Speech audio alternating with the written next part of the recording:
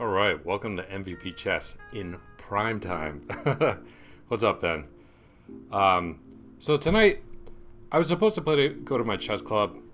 I'm playing in a tournament tomorrow and actually didn't feel like it. So I played in this event last week. This is an USCF online rated tournament that chess.com does every Friday. They've been doing it for a long time. I remember playing in this tournament for the first time maybe in like 2014 or something like that, 2015, somewhere along those lines, for a long time. So it does not affect your over-the-board ratings. Just want to make that clear.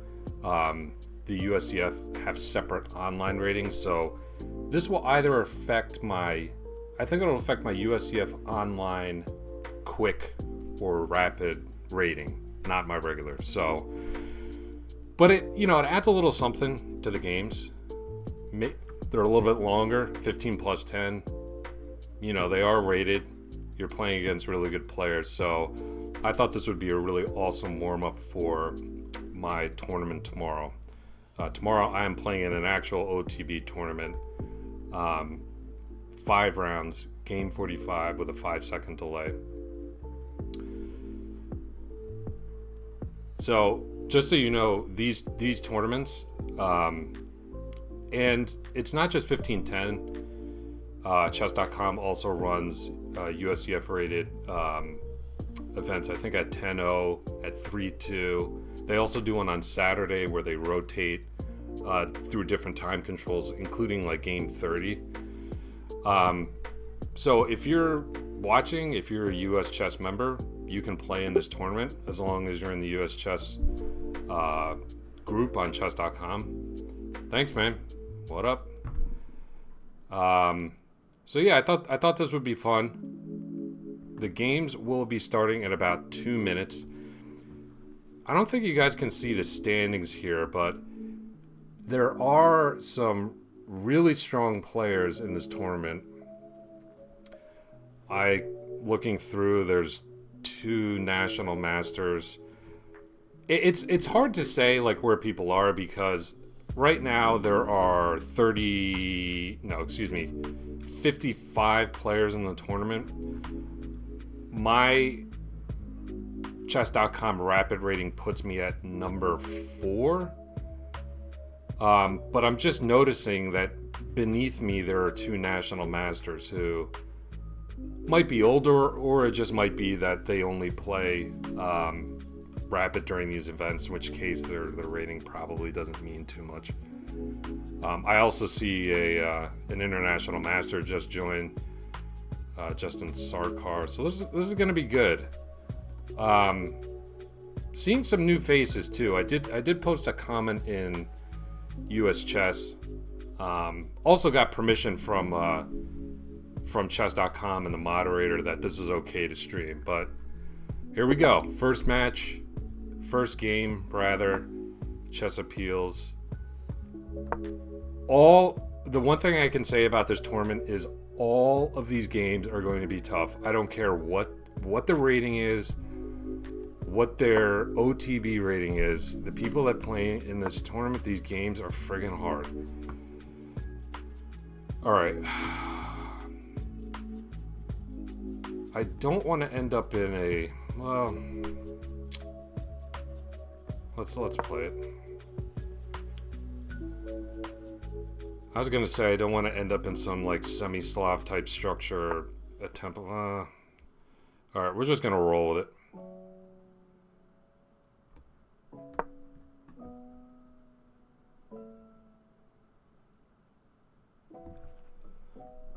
See what my opponent does here. Bishop d3 makes sense.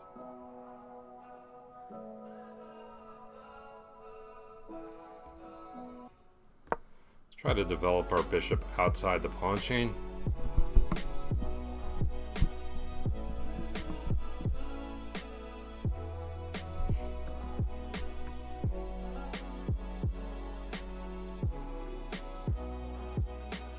So these games can be a little long, and the wait in between rounds, depending on when you finish, can be a little bit long. But I'll poke around some of the other games. We can look at them and analyze them if I finish early. Hopefully it's because I won, not because I blundered a piece, but...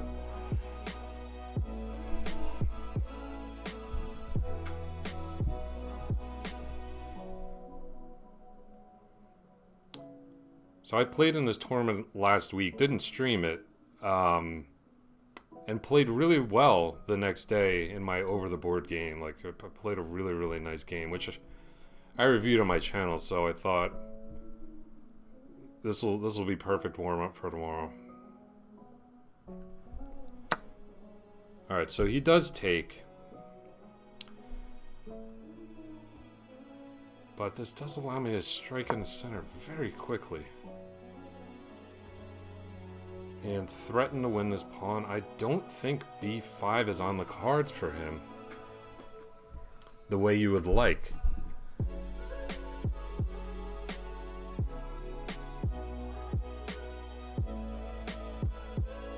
Or maybe it is. Yeah, no, b5 is actually, excuse me, not b5. b4 is an excellent move here. Excellent move. Okay. So we got a huge center here. And by the way, I have so much time. My God, 10-second increment, 15 minutes. I can actually talk through my thought process. I can actually calculate some lines. It's freaking amazing. All right, but we still got to be quick. I don't want to make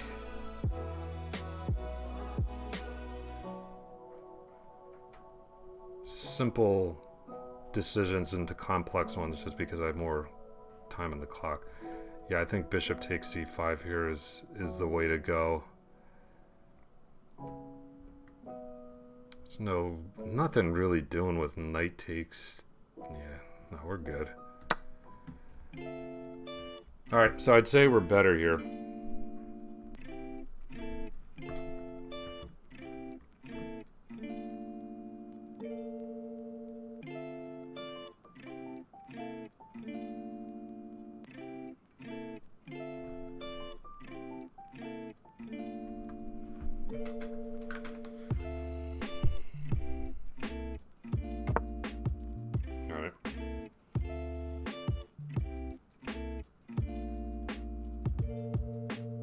Castle's kingside, I think, is the way to go. Just wondering if there's any merit to playing a move like a5 in this position, but I don't think so.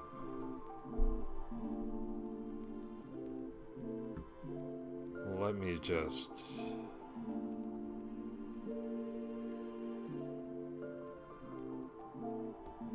get the king castle to safety.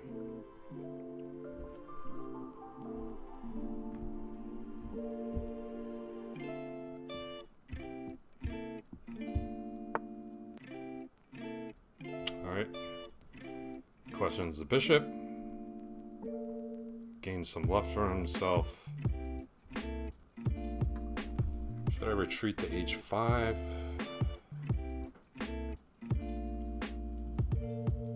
f5 perhaps?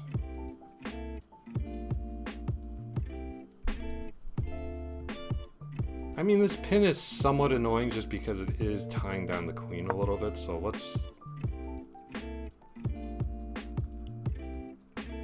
keep this bishop operational here.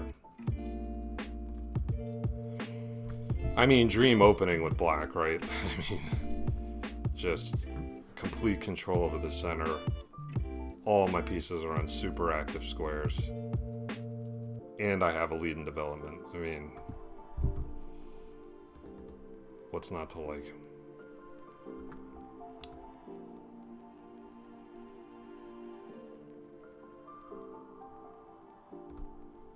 I'd like to send a friend request to everyone I play, just in case they want to check out the stream a little bit later. All right, knight d7.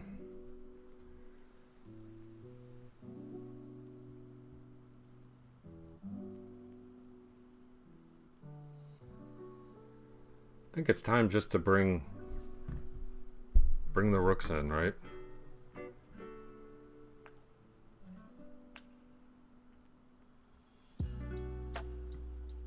maybe queen. How do you feel about queen e7? Protecting the bishop. I think that's where I want the queen. And we can get a rook to the d file pretty quickly.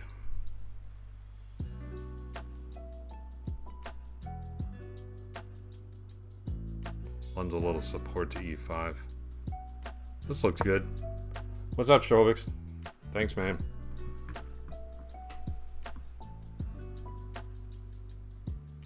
I mean, it's still online chess, you know, but it does add a little, you know, it adds a little something to the game for sure. You know, I definitely want to play well. All right. So where to with the bishop?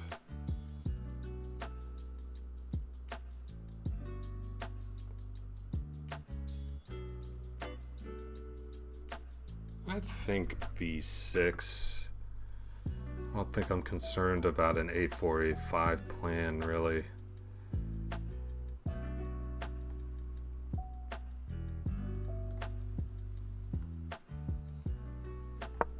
All right.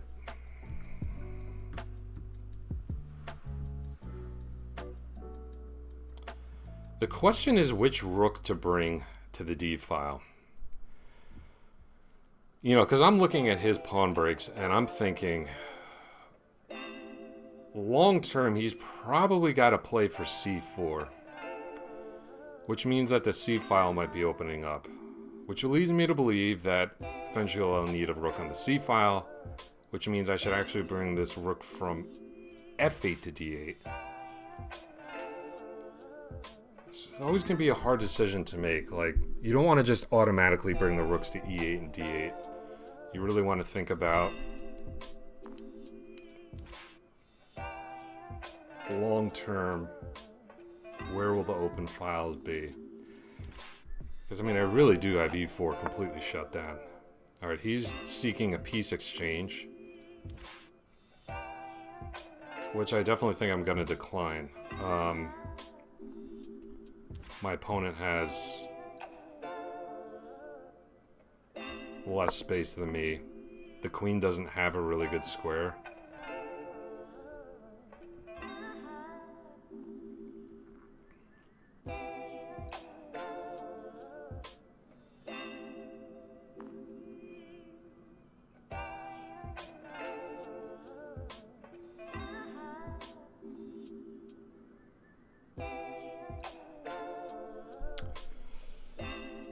Yeah, well, I mean, we'll see.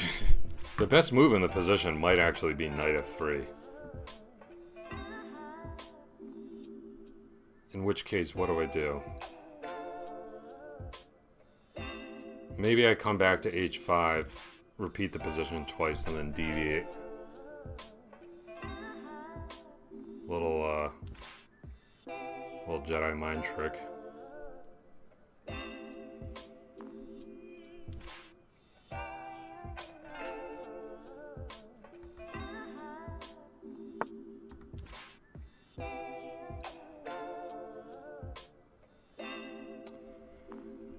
Desperately trying to exchange pieces here.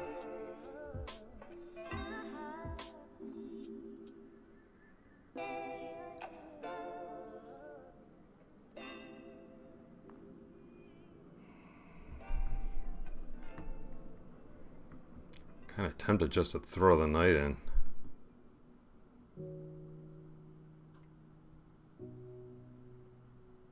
Ideally, I'd like to keep this light squared bishop if I can. Try to see if we can induce him into making some sort of weakening move on the king side. Let's go for it. You know, we can exchange pieces, but I want it to be on my terms.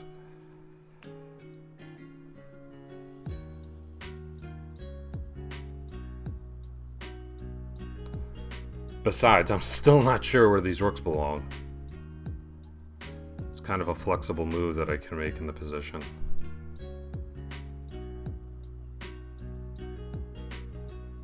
I really want to get the placement of these rooks right.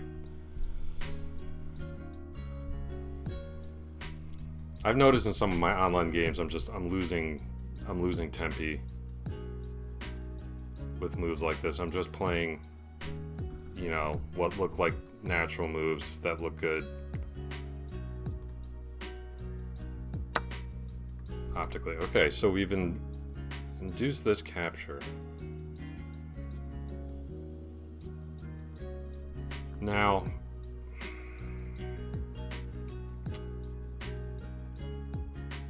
this might look anti-positional, but if I play DE, like, how the hell is he getting his knight into the game?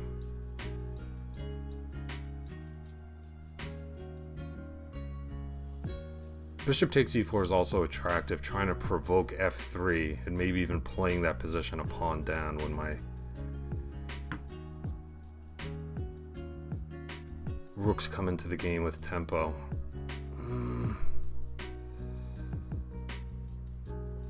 But I like the look of maybe landing a rook on d3 and just really abusing the hell out of that square. Plus, like, his dark square bishop is a disaster. Alright, I don't need to think about this anymore. I'm just gonna play it. Creates an imbalance in the position too, which is nice. I mean, even though I'm playing with black, I'm definitely playing for a win.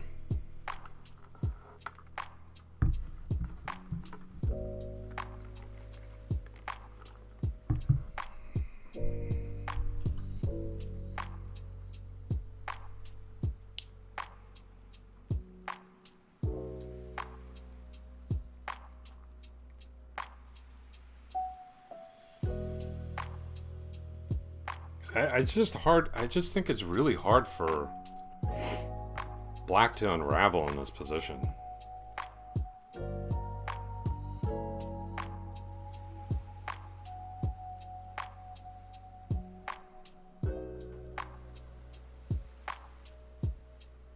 Who knows, on a good day, maybe landing a knight.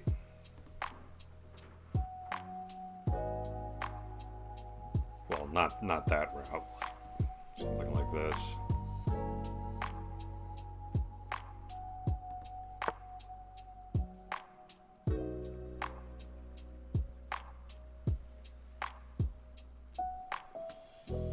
Alright, which rook?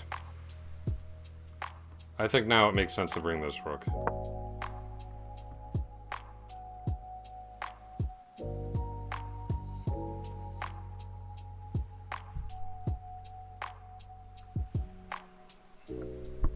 Maybe the idea of just slamming this rook on d3.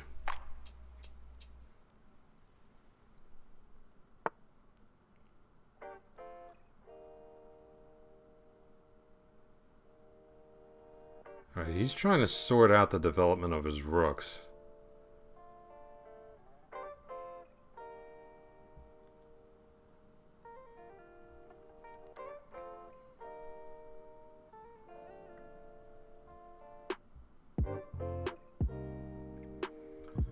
Rook d5, I don't want to allow... I wonder if he's going for c4.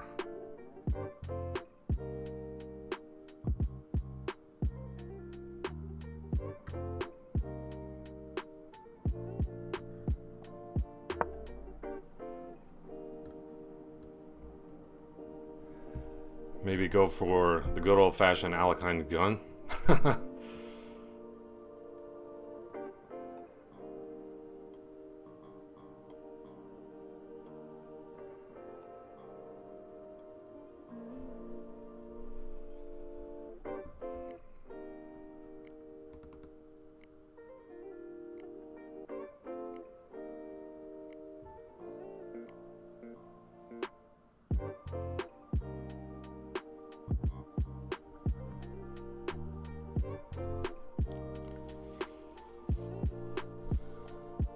Got a nice outpost here. Building up some pressure on the D file.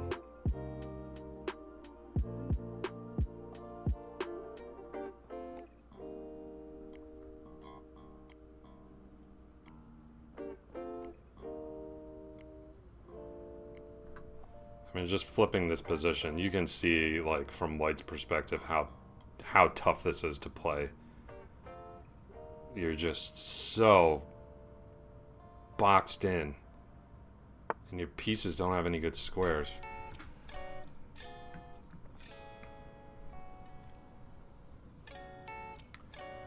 Looks like he's looking for bishop e1. But I'm just going to keep building up.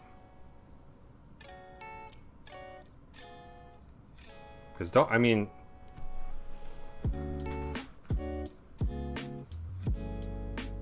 No, this is not the club match. That's in like a proper OTB game. I decided not to go to my club tonight. It's just too late, and I got this tournament tomorrow. So instead, I decided to play an US Chess rated online tournament on chess.com. 5 rounds, 15 plus 10. But I'm playing against everybody I'm playing against is a member of the US Chess Federation. The vast majority of them also play over the board. Some people do this just because maybe they live in a remote area and they don't have a lot of tournaments available to them. Alright, and I'm just going to try to... Well, you would hope. You would think so.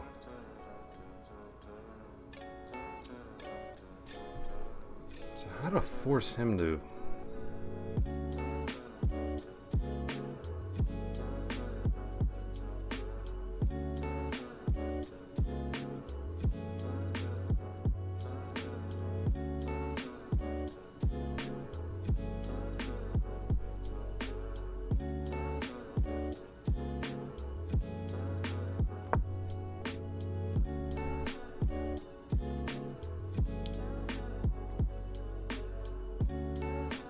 So we stand to get an absolutely monster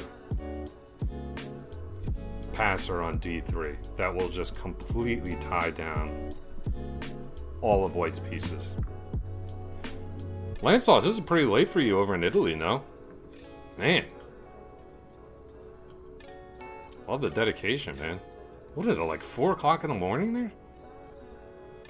No, 2?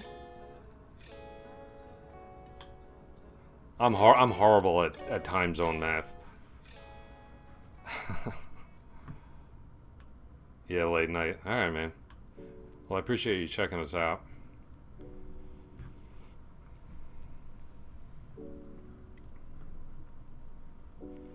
If you're wondering, Tom, why are you drinking out of like a wonton soup container? It's actually not.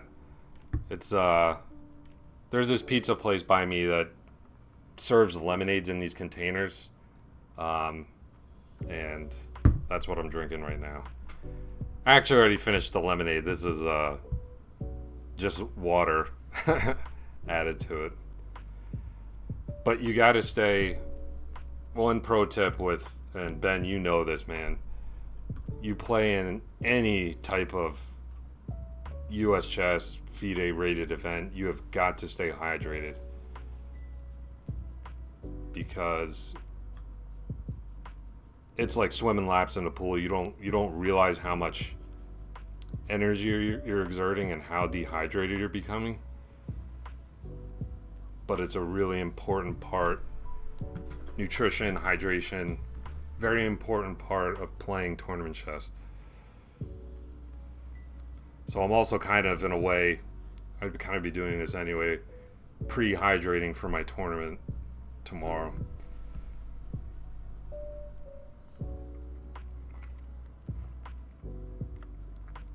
I've also been eating a lot of like, now I'm not like a big veggie person, but oh wow, he jumped off the D file. I was gonna say I've been eating like a lot of kale and stuff this week too.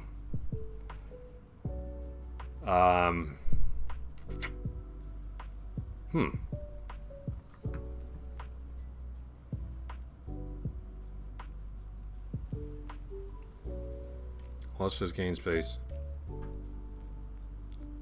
Is there any... I mean, okay, hold on. What was the idea of my opponent's last move? Besides not wanting to seed the file or give me monster pass pawn. I'm really not sure. Maybe he's menacing c4, c5. That could be possible.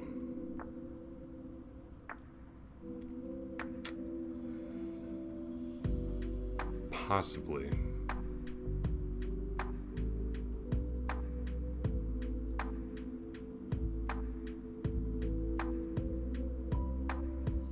I just like this idea. Like, just going after this knight.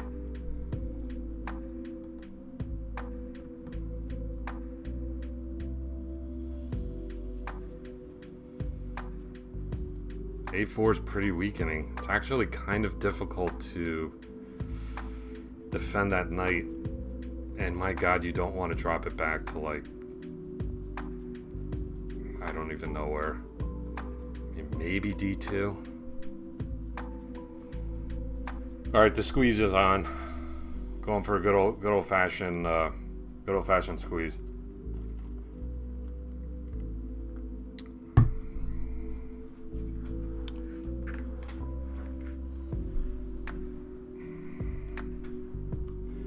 Just checking to see the other games.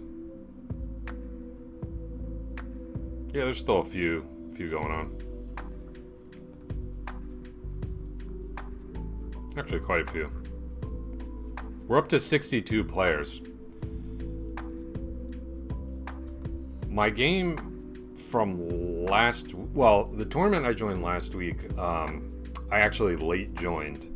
So you don't have to be here directly at 8. You can late join. You get a 0 point buy. You don't get a half point buy, like in OTB tournaments. Oh man, I was wondering if he's going to do that. Now, do we give up the rook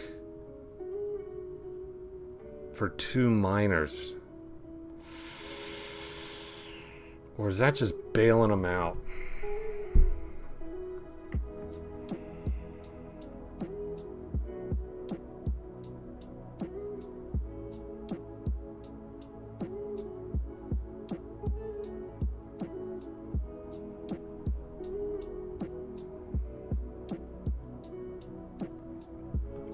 I think that's just bailing him out.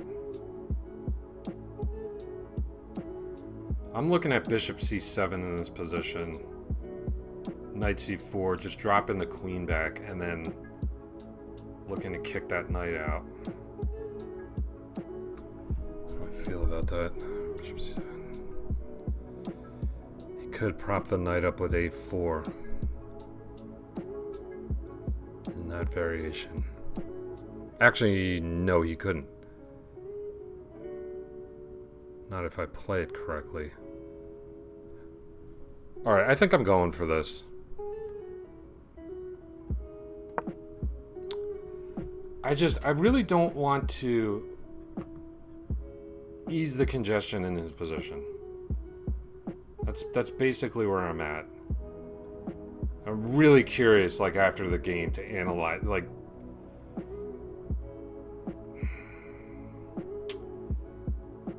that's a decision I would really like to spend some more time weighing the pros and cons of that. Because you are winning 2 pieces for a rook. But my rooks are so good right now. And it just alleviates the space disadvantage in his position almost immediately. We'll see.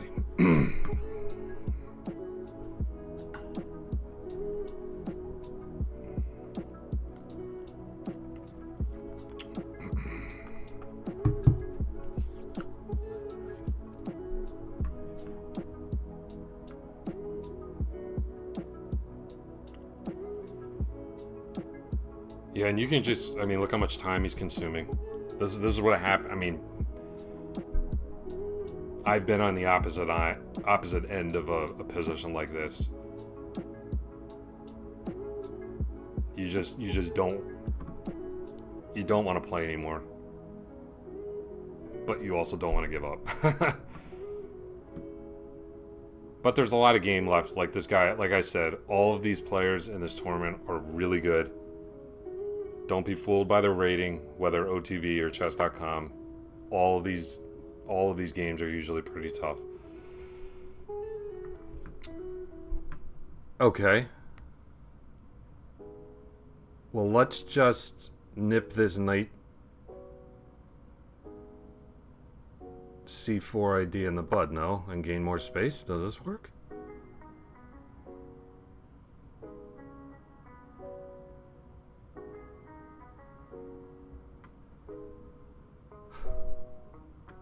If I could remove a one piece from the board right now, it would be this pawn.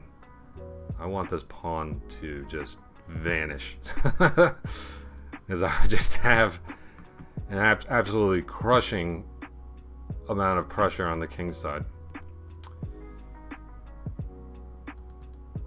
This bishop's a little bit buried, but it is performing a very useful function. It's lending a lot of support, both directly and indirectly, to the rook on d3.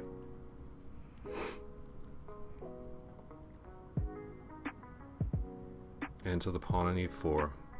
Alright, of course I'm not going to take here.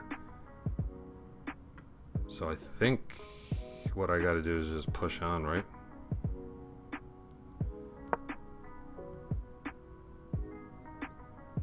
And maybe just look to start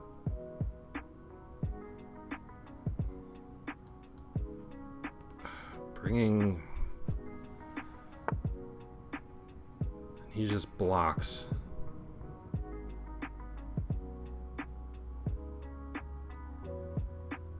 Alright, looks like F5, F4 is the way to go.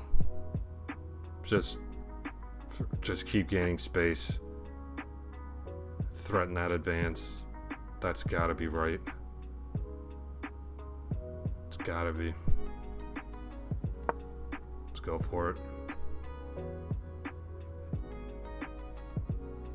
Man, look at this position from White's perspective.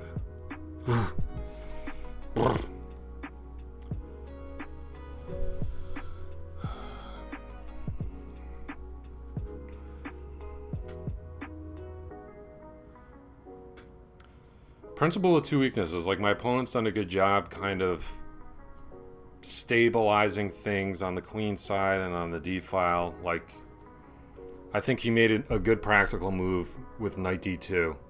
Really offered me the two pieces for the rook. Definitely gave me something to think about. Wow.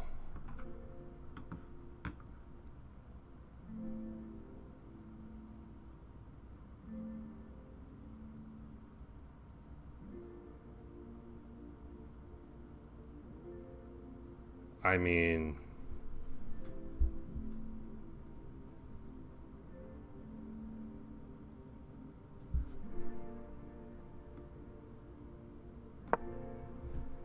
don't have to ask me twice.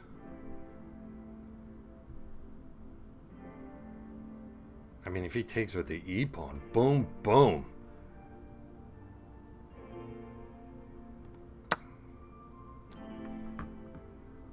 Let's just throw it in. Boomtown. Takes. Queen takes. The king side is completely opened up.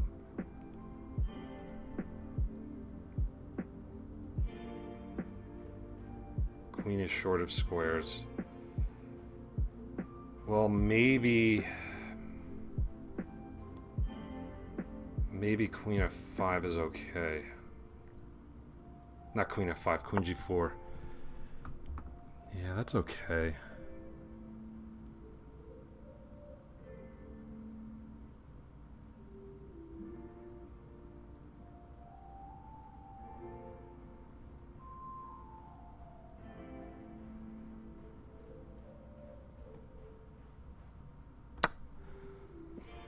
All right, let's take.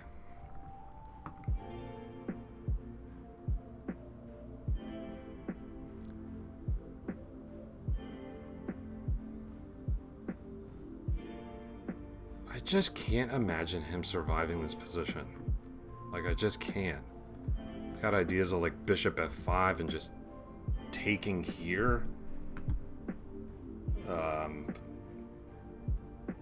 I mean, at this point, I could even consider trading queens. I don't think I will though. That seems a little too cooperative. But I could also just see my opponent flagging in this position and not being able to come up with a move.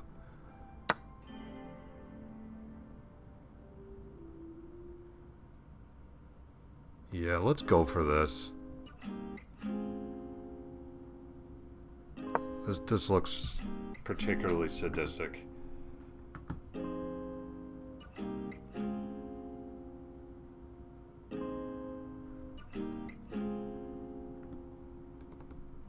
Queen's ready, rook's just ready to come over to the H file with gain of time. Now the bishop's coming in.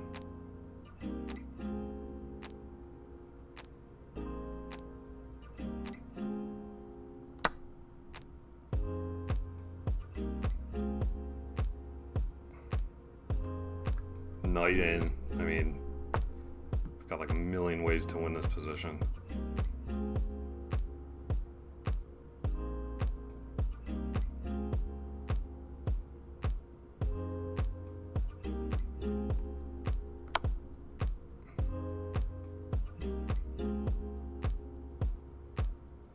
Maybe just grab the exchange and the pawn and just win the endgame. That seems easy enough.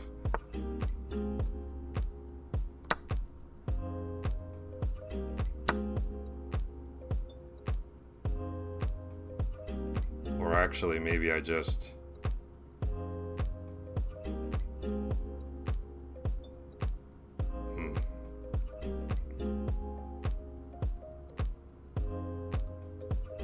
Nah, let's not make it so easy on him. Let's go here.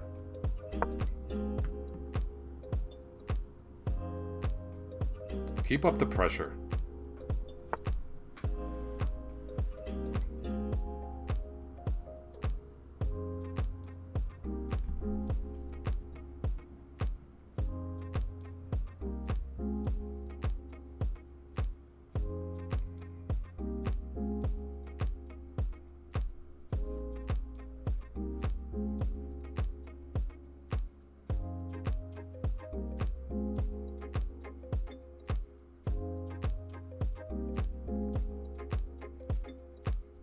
Where's this knight looking to go? Alright, let's just drop here. Oh, he's got F5 though. F5's good. I missed that. F5 is a killer move. Red herring. Good game to him. Really good game. Let's see if we have time to review. How many games are... There's only 2 games going on still. But yeah, let's take a quick look at that one. All right, our accuracy 85.3, pretty good. There's definitely going to be some decisions that I made that the computer won't like. Not these. I mean, those are just very obvious. Taking there, okay. So I'm playing for a squeeze. So yeah, F5 immediately. Okay. I was really just trying to keep the knight out of C4, and I went for F5 almost immediately. Yeah, and this is just, I mean, this is all just absolutely crushing. We made the right decision with the bishop here. What about here? No, I didn't like that. Maybe bringing the queen over to 8. Oh, that's nice. Queen to H6 and then capture this way. Yeah, that's crushing. That's really crushing. Knight E3. I just dropped the bishop back here, realizing that he can't play F5 because of the mate. All right. So let's maybe check in with some of the other games. All right.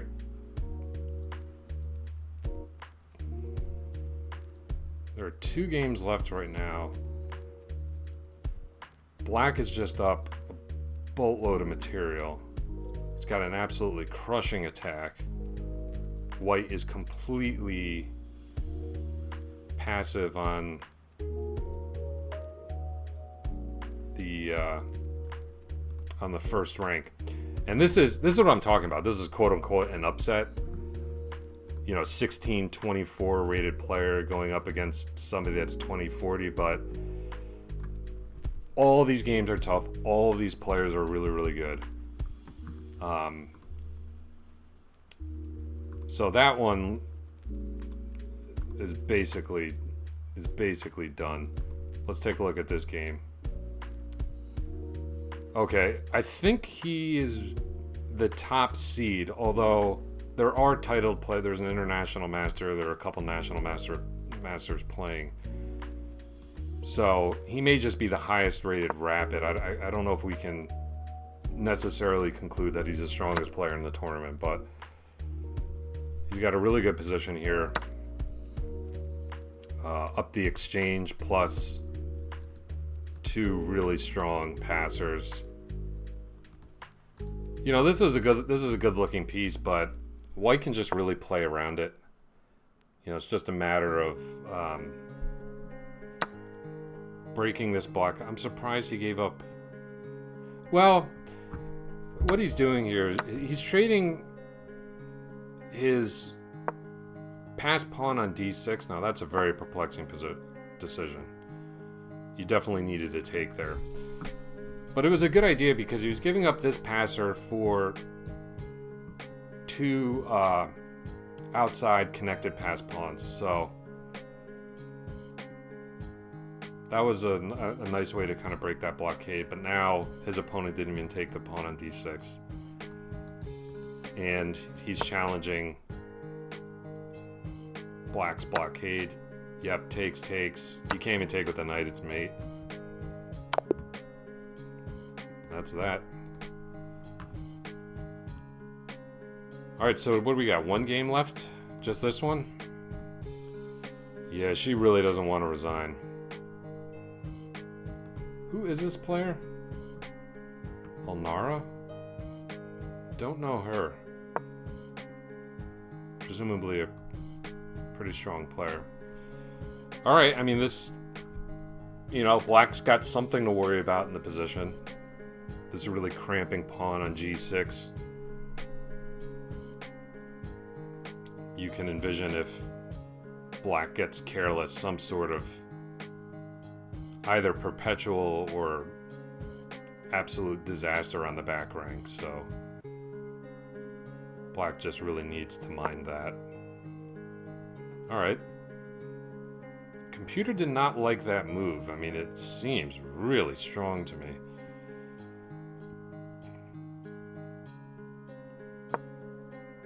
Yeah. Okay. Very nice move by White. Alright, you are able to come here. White would be totally content with a draw here. So Black's got to find something good. Yeah, I think... Yeah, knight a5 was a really natural looking move, trying to sink the knight in on b3, but allowed that queen to get a little bit active.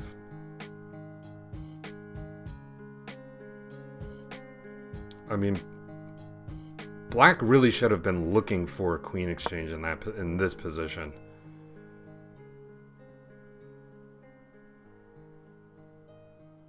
I mean, geez, you could even contemplate just taking twice on b2 here and just playing and winning this endgame. That's probably winning, but messy.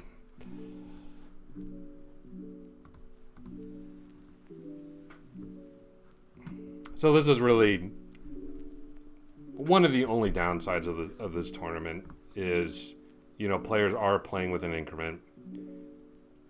Sometimes they play on for a while, which is... Oh, wow. What just happened? Oh, my God. Oh, my God. Did we call a disaster on the back rank or what? Really nice deflection by White. Love that move. All right. Round 2 started. Good luck to Adam. Nice deflection. You really got to be on high alert when your king gets cramped like that. And Black was just only thinking about his ideas and not his opponent's. That's all there is to it. I think I played this. Did I play this player last week? Maybe. I can't recall.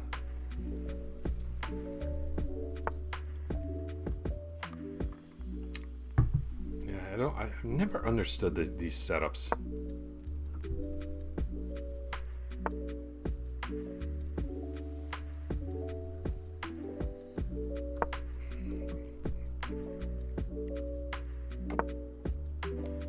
I mean,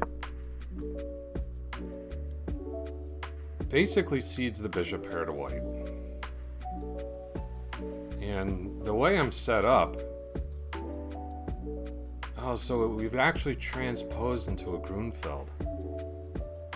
But a very non-critical try. Where... Now, ideally...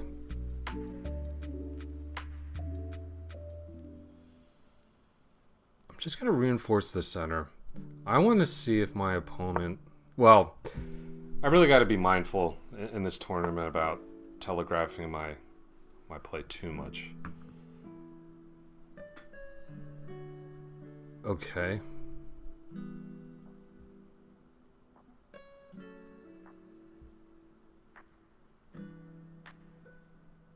So yeah, that makes sense.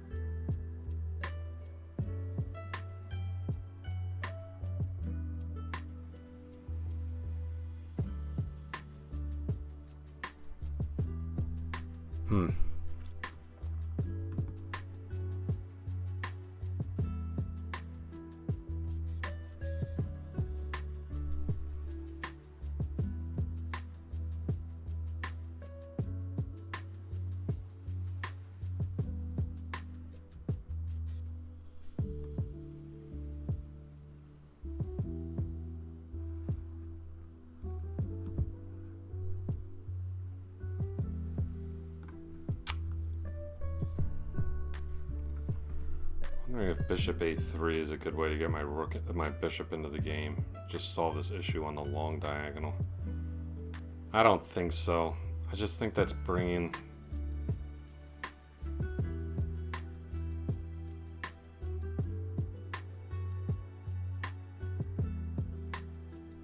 bringing the rook where it wants to be.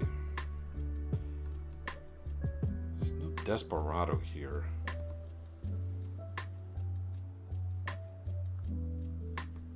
Alright, let's come here. So maybe I've gotten myself into a little bit of trouble here.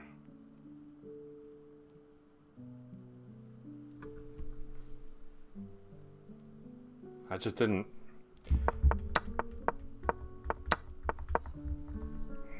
really contemplate this move e5. I just kind of assumed it wouldn't be good, but maybe it's alright. Knight e5 is kind of the logical move in this position.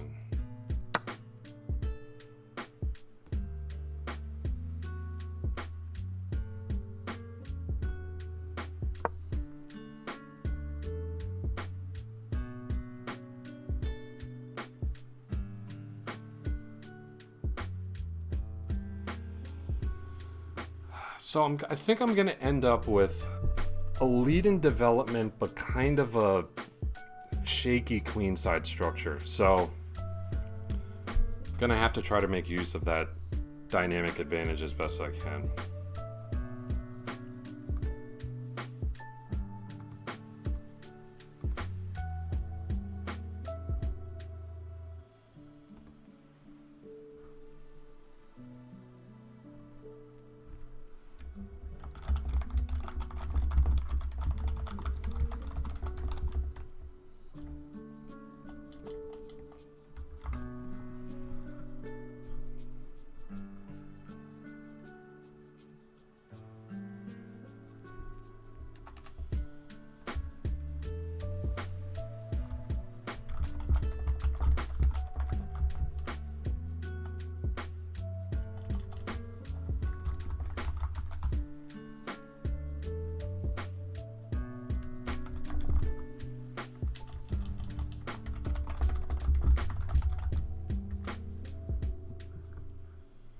Just letting the chat of the event know that I'm streaming it, just if people want to pop by, like for instance my opponent or anybody else in between the rounds, just to say hi.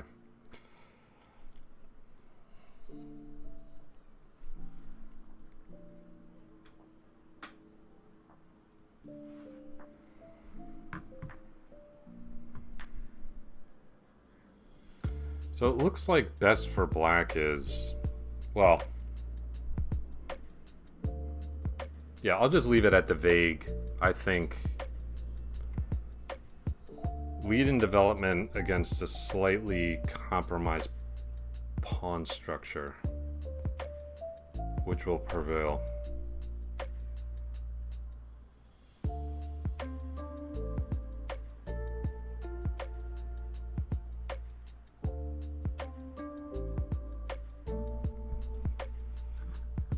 Just gonna check on the stream. Everything is looking good.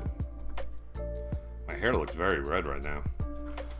At night, and I've noticed this when I'm teaching, I just don't have great light in this room at night. You know, maybe I need to get, you know, a light ring or something like that.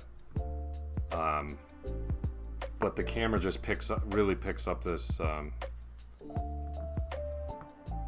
wall color here.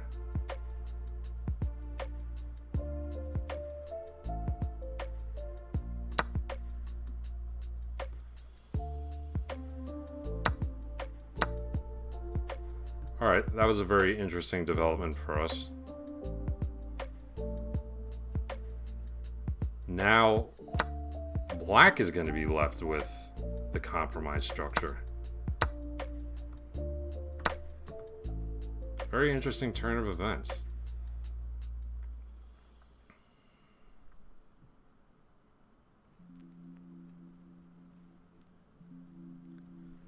And some potentially weak dark squares.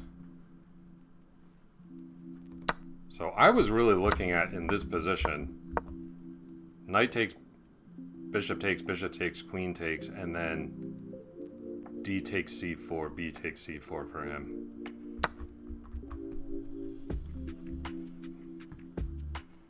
But he went for this line instead. Okay.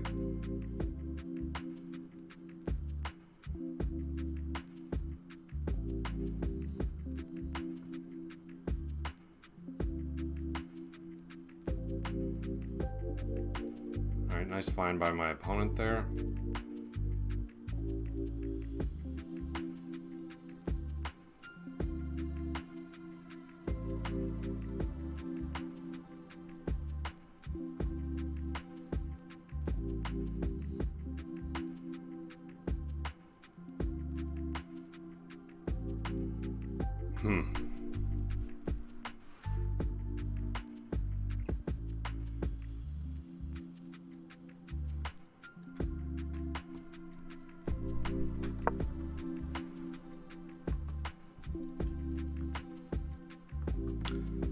I just think I mean, it's pretty equal position. I would say if anybody's better, it's me, just because I'm a little bit better developed. And this does gain some time for me.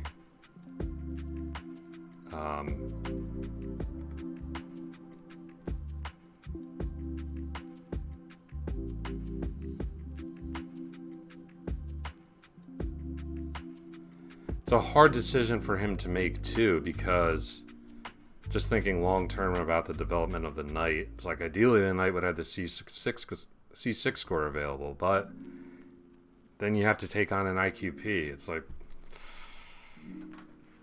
tough position.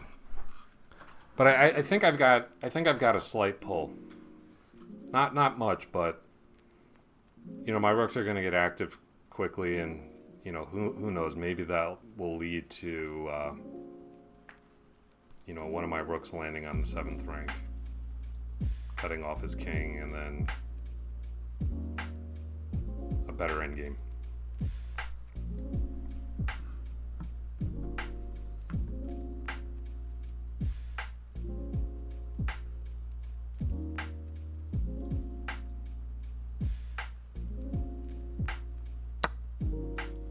Oh, okay.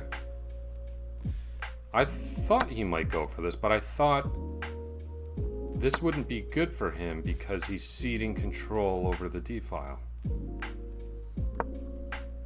Alright. This is good.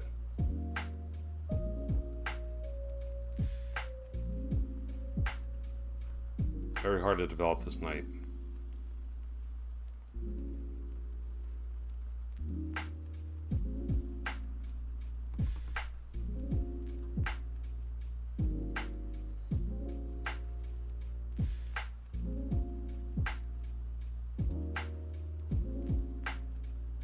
You know, without, like we had foreshadowed, a rook landing on d7.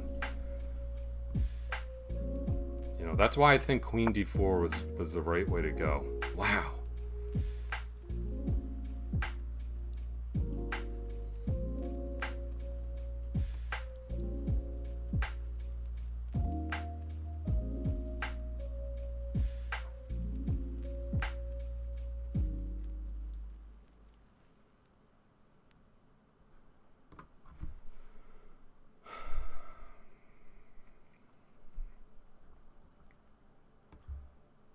Yeah, this has got to be correct, right?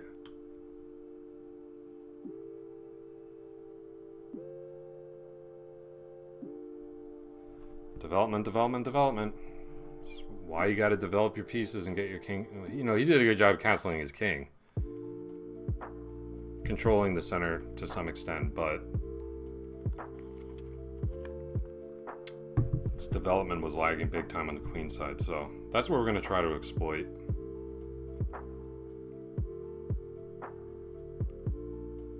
And this move makes it really difficult because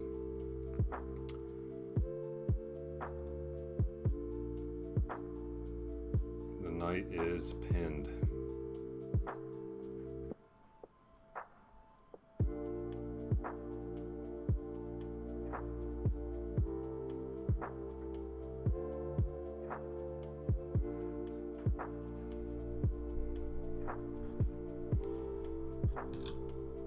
Welcome to everyone who's watching. Don't forget, if you haven't done so, be sure to shoot us a follow. We're trying to get up to that 300 goal. Join Team MVP. We'd really appreciate it.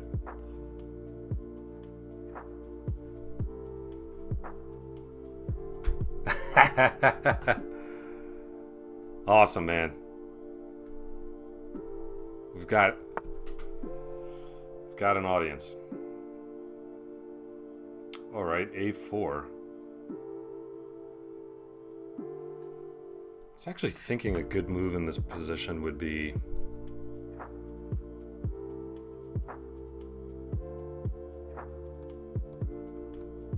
knight C3, preventing A4, stopping the rook from kind of coming here. Awesome, man. Hello to Emily. Eleanor misses you. I'm gonna win this game for Emily.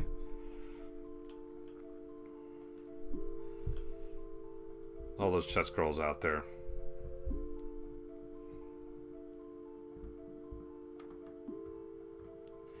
Yeah, normally I stream at a time that's totally inconvenient to everybody in the Eastern time zone.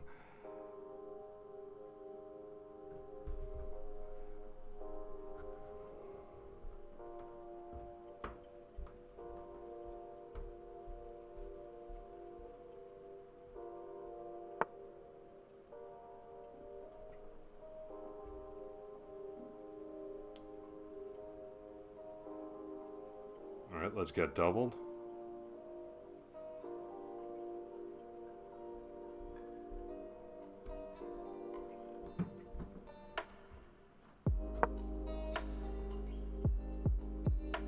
I do have a bit of a back rank issue that I'll want to resolve.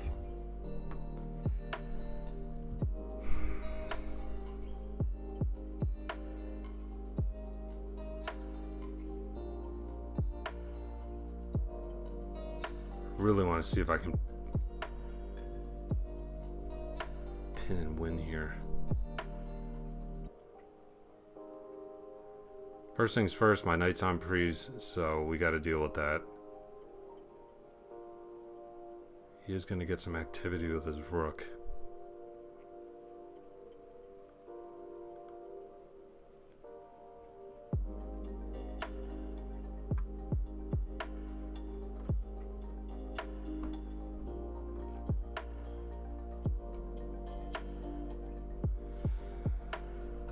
Could maintain the knight with rook 8 d3. I can't bring this rook up because b4 would potentially be an issue.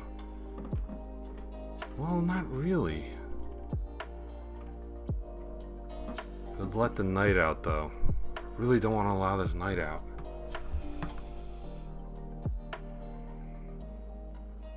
I'm also not in a huge hurry for this rook to land on c2.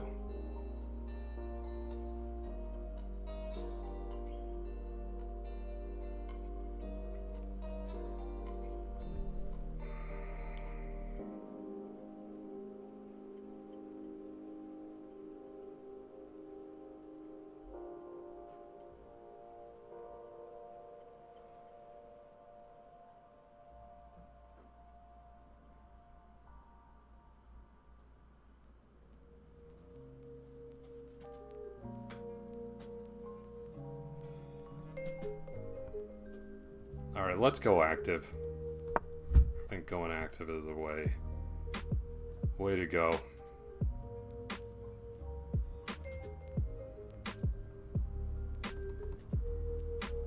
Maybe make left if rook takes a2, then we just swing this knight in here.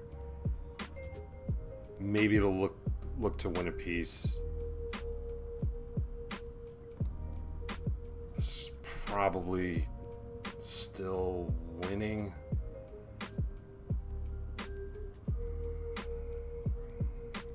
Have to look back at this game afterwards, analyze this to see if there was a way I could have made left for my king earlier.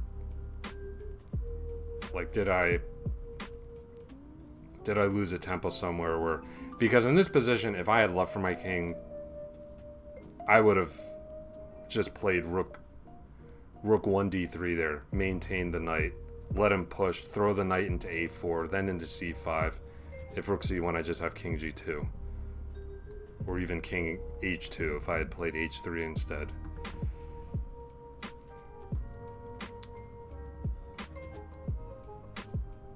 But Emily, I don't want to allow this back rank checkmate. My king's got nowhere to go with these 3 pawns, so I really got to watch this rook landing. Wow, that's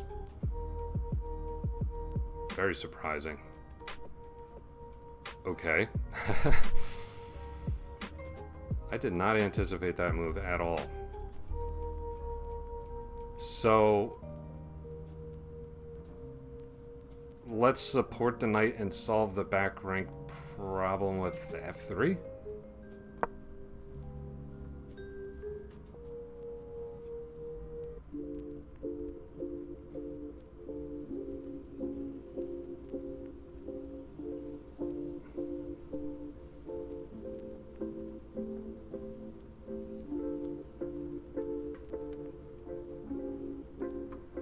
I'm just counting on f5 being way too weakening. It's a little bit of a bluff by me, but also,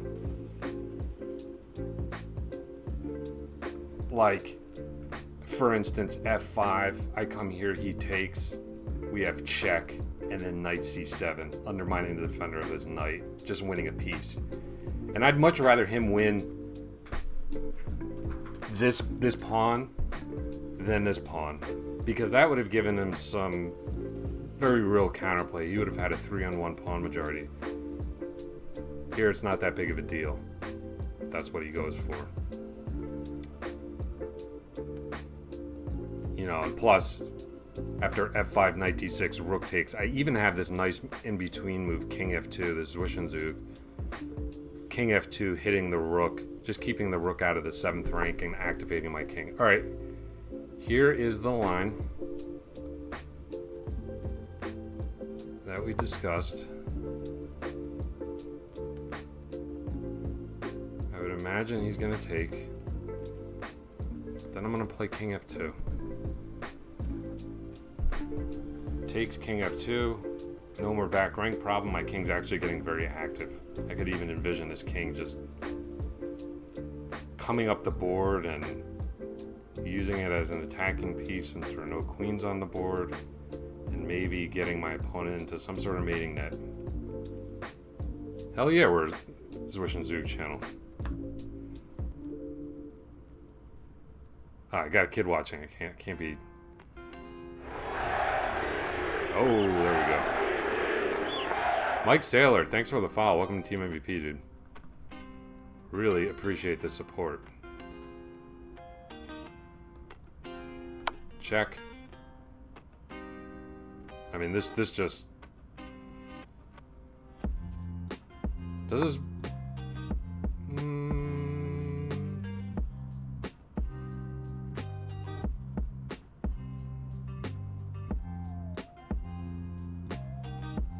Not exactly.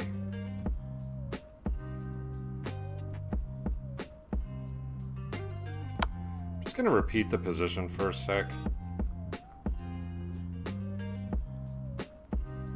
And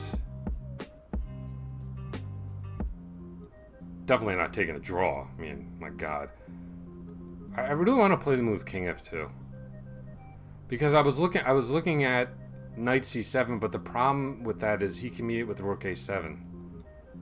And my knight's hanging.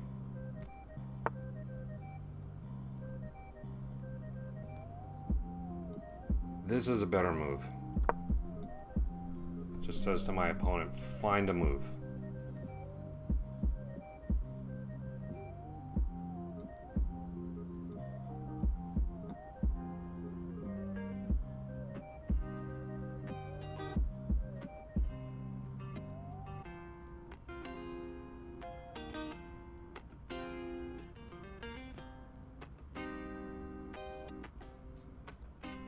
Maybe look to try to weave some sort of mating net.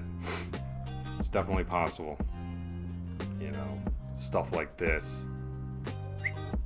Then maybe some sort of sack with the knight and you come up and you... I know that was a lot of pain, but orchestrating some sort of ladder mate on the back rank just because he's so underdeveloped.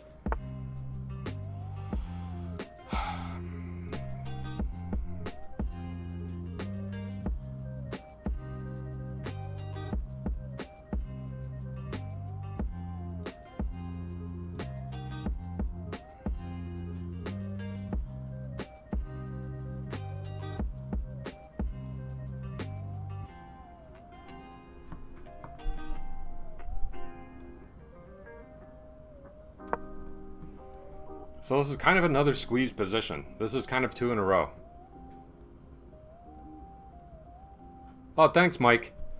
Yeah, it took, believe me, when I started it looked amateurish, but yeah, I kind of got a setup that worked. Took a while, but I appreciate that, man.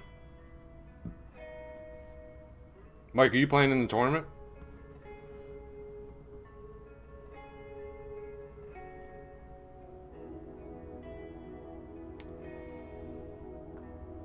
Yeah, and look. Oh, we might play. All right, cool, man. That's awesome. Well, good luck to you, man.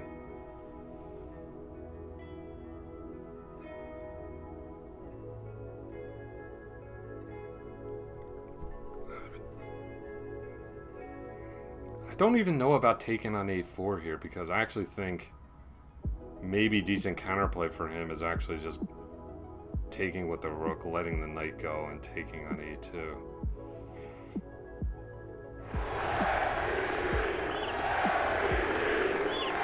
I'm going B4.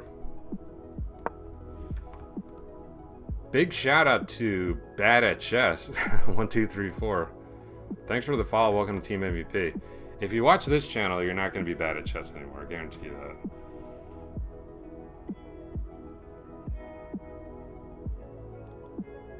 I'm a coach, so I try to make this as instructional as I possibly can. Talk about my thought process as much as I can. even if it costs me a ton of rating points, which it does. Alright, can we weave some sort of mating net here?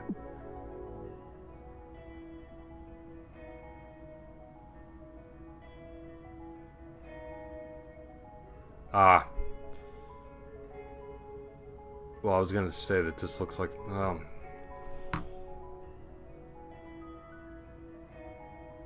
think he might be in a bit of a squeeze here.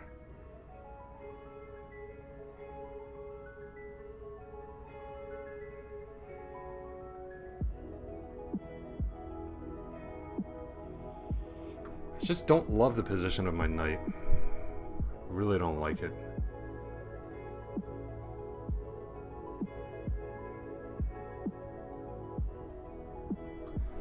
Don't need a rush here. Ah, sorry, dude. Yeah, tough players, man. They really put you under pressure in this tournament. I don't, you know, I was saying it before the tournament started. I mean, my rapid rating is 21-27. Like, this is a tough game. Doesn't matter who you play.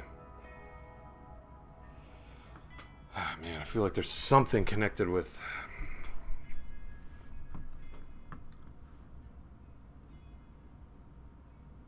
Knight C8 or...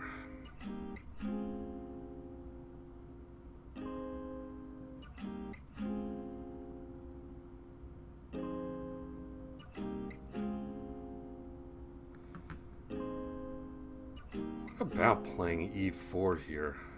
How do I feel about that? I just want to get my knight a better square. It's what it's all about, basically. Let's play E4. Hopefully I don't regret this move.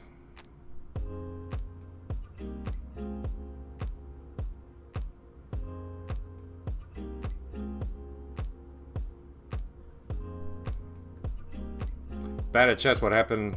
How'd you mess up your game? Did you blunder? Did you hang a piece?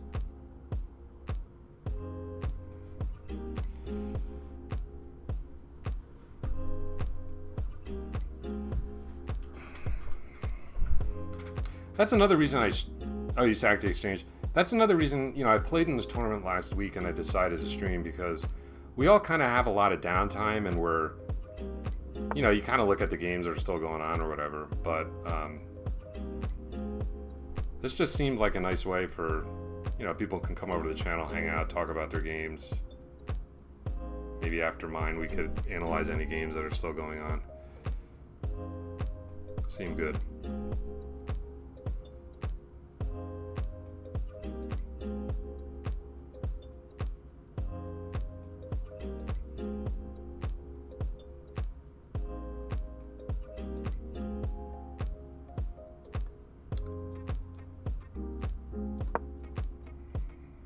I really gotta watch this. This A3 pawn is not joking around. I'm trying to see, you know, he didn't take here. Can I deflect this rook away? Maybe bring in a rook on D6. Just push this pawn and get a passer. Night, dude. Oh, well now he just,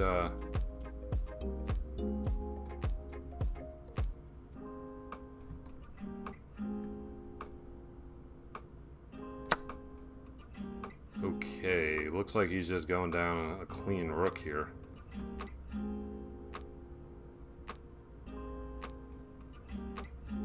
Knight's hanging. Yeah, I just think that was an unfortunate blunder by my opponent.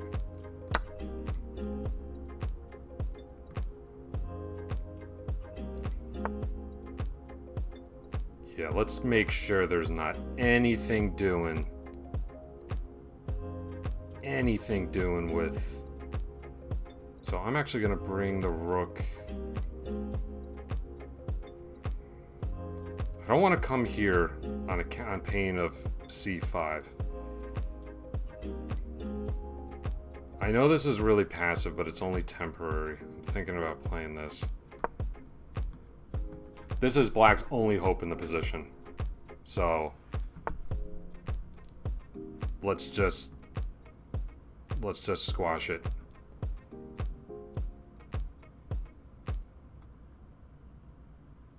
Take here, and then let's cut the king off. No activity. No queenside activity for the king. And we'll just drop back. We'll advance the pawn. We'll advance the king. Pick off these pawns. Just keep the status quo on the queen side and just win on the king side.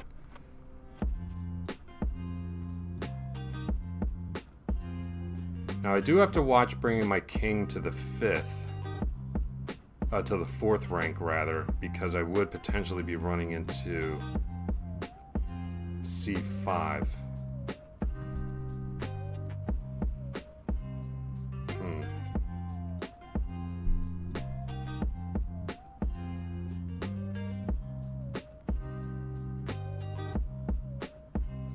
Alright, let's just centralize for now. Okay.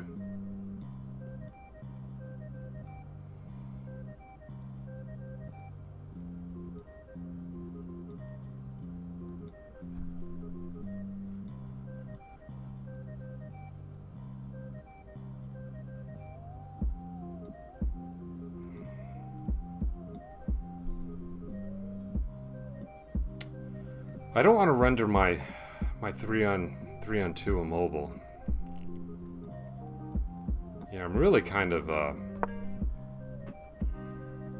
making this harder than it needs to be. But one thing I'm really trying to work on in my game, and I'm trying to use this as a good kind of low pressure opportunity, is just prophylaxis. Really identifying all my opponent's counterplay in the position and just taking prophylactic measures against it, just stopping it from even happening. Okay.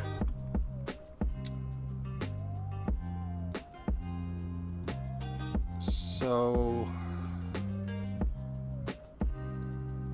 maybe now I can look for a breakthrough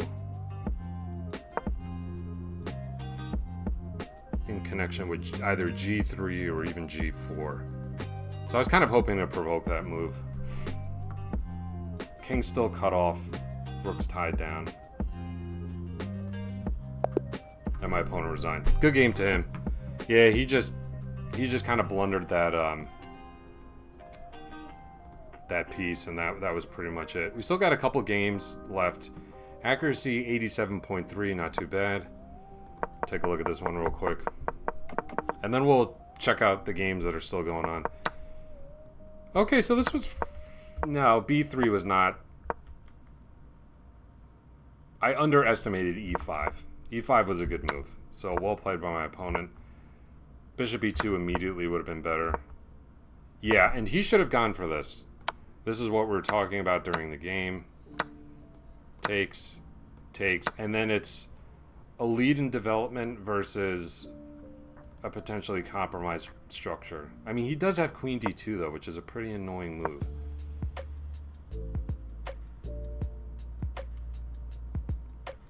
And you can meet bishop takes c3 with rook fd1, deflecting the queen away. Oh, actually you can... That's a really strange material balance. It's neither here nor there. Don't worry about that. Knight a6, you got to get the knight out for sure. So we definitely capitalized on that by pinning that knight. And all this knight play seemed okay. Yeah, I was content just to kind of... Okay, so... maintaining the knight here, and what's the idea after, let's say, a move like rook d7? e5, king takes e5. Actually sacrificing that pawn and drawing the king up the board, and yeah, maybe he really getting him into a mating net now. That's interesting. But yeah, after this, it was just kind of cleanup. I was just taking away any counterplay on the queen side. I was taking away any king activity he could possibly have and just making it easy. But good game to my opponent. Yeah, let's take a look at some of these other games. So this is the top seed, quote unquote, in the tourney. Down on the clock, slightly better position. He's got this really nice blockading knight on e5. I don't think you want to... if you're black, I do not think you want to take here. Allowing CD, establishing that pawn duel and kicking the knight off its perch. Can you maintain the tension with queen c7? Is that possible?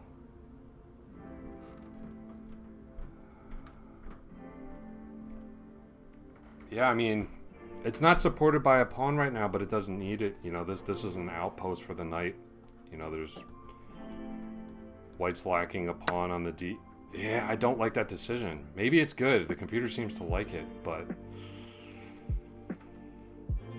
I think positionally, this is gonna be a little tough for black. Oh, but he does have counterplay on the b2 pawn. Okay. Wasn't appreciating that. Yeah, and he needs that. Like, knight d3 looks good, but there's so few pieces on the board. If it's not attacking anything, you know, it might be an octopus knight, but I don't know, man. White's got a lot of counterplay with these pawns. I think you play d5, the knight. Well, the king's close enough. Maybe king f8. Yeah, interesting endgame there.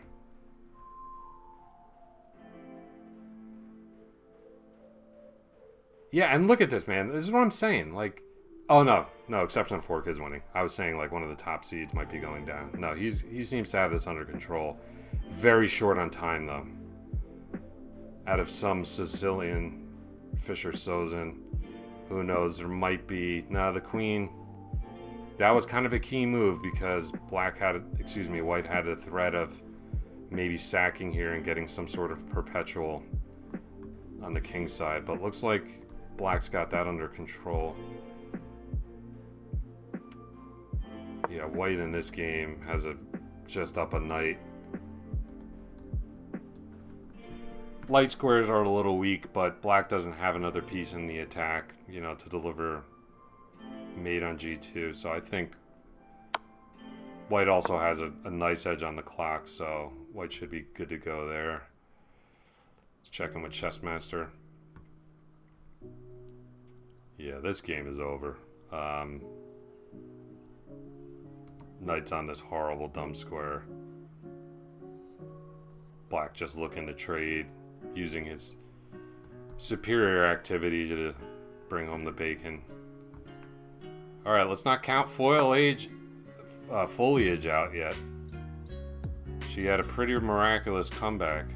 Oh no, she's winning. Sorry, she's black. Yeah, this is all just about superior king activity for black.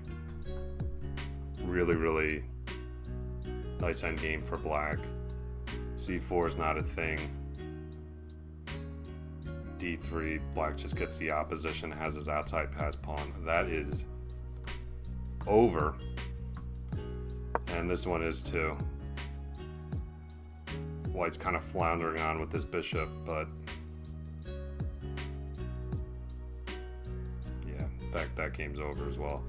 So let's go back and take a look at this game. This one was pretty interesting. Wow, a lot. Yeah, Mike, I'm sure it's gotten. I mentioned this when I started the stream that I played this tournament back in the day when they first started. Probably going back to what, like 2014, that time range. Recently came back to it though. So certainly the pandemic, I'm sure more people kind of gravitated toward this tournament, but I think, you know, for someone like me who's gotten back into over-the-board play, these kind of serve as nice warm-up tournaments. You know, which I have a tournament tomorrow, so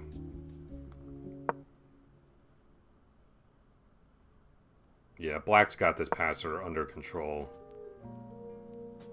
Dark squares are blockaded. Let's keep taking a look. Ooh, man, white's really down on the clock. Is he going to flag? Nope. He gets luffed.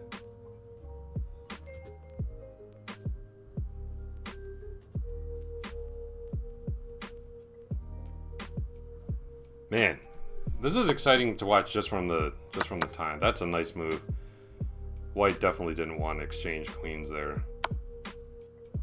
King h7, king secure.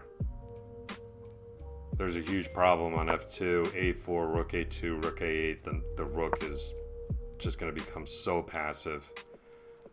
Black can take on f2 and then just start advancing the e4 pawn. Or maybe just double the knight back. Oh no, man. Gotta hold on to your... Alright, so maybe he was just looking for king g6 then, rook a7.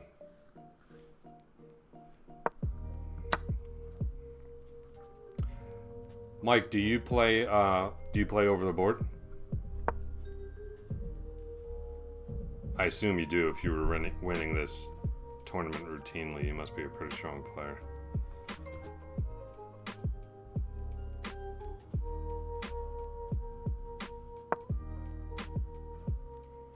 Yeah, just bring the knight back and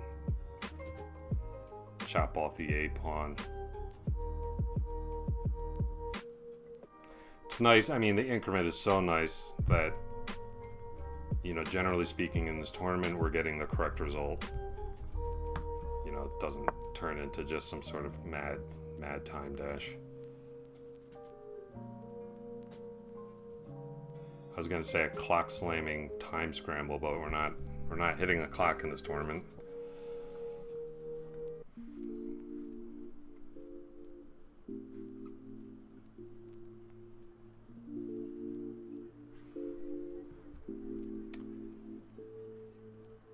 So yeah, good game by exceptional fork. He just has to watch himself on the clock.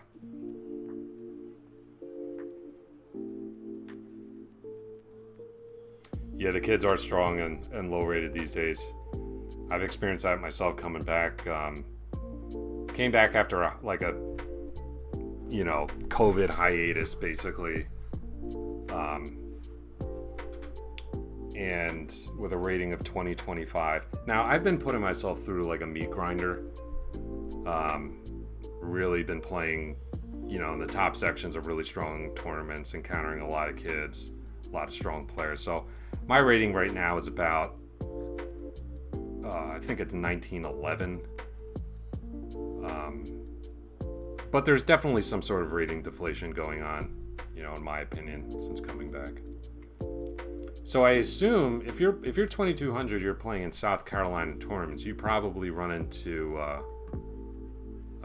Sam Copeland, right? Probably played him over the board a number of times. I imagine you guys probably battle it out for the state championship too.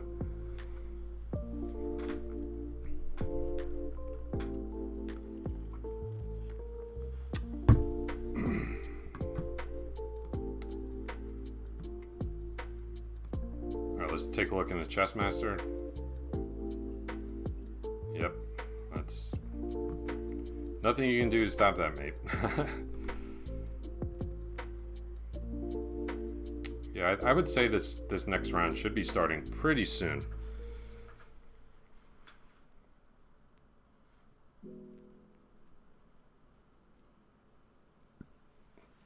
Oh, okay, bad at chess. 2000 OTB. So are you like a master at your floor? And your username is totally inaccurate.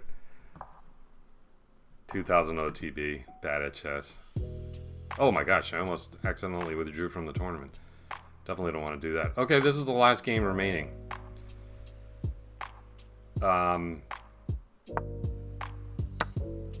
King has nice shelter.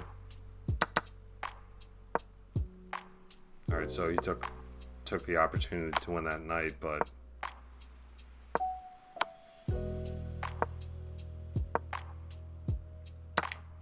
Oh, you tied for state this year. He generally just plays in... Oh, it's at Charlotte Chess Center. Oh, okay.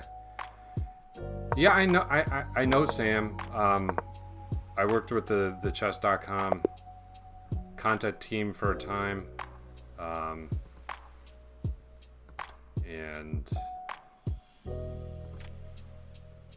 reported to him indirectly. Okay. All right, so we're pared down a little bit. But obviously, as we've been saying the whole tournament, you cannot underestimate anybody in this event. Everybody is really, really strong. And he or she is on 2 of 2. Apparently rated 1400 USCF, which probably means he's 18 or 1900. Who knows?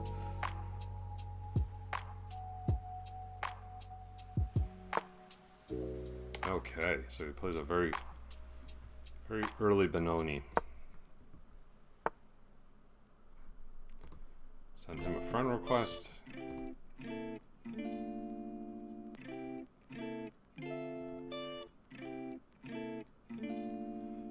All right, let's see if we can kind of push this more towards... Now, is he going to go for that horrible bishop takes c3 line? Let's play knight f3.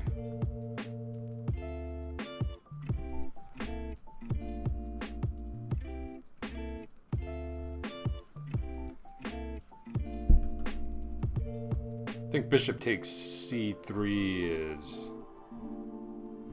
I know it as the Gingy, as in Roman Gingy Hashvili Indian.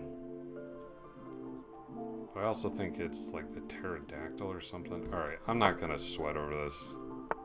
Okay, he didn't even end up playing it. So we can go for more of a symmetrical, you know. He took his time breaking us down. Let's put the bishop on d3. I'm trying to keep as many pieces on the board as I can. Play with a space advantage. Let's play h3.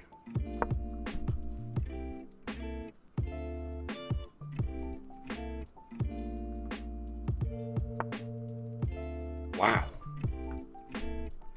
f5. Holy mackerel.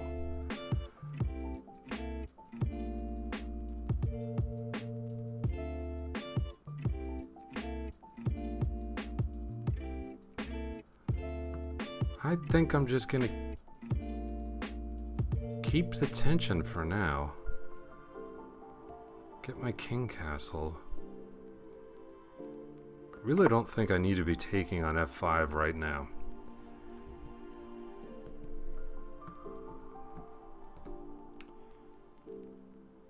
Yeah, Bad at Chess, Mike Saylor. Really appreciate you guys coming over, chatting.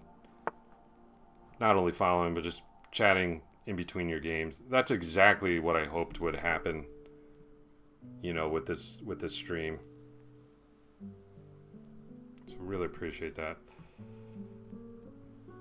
All right, my opponent is menacing f4. Going for like some sort of King's Indian type position. Yeah, kind of like a real tournament.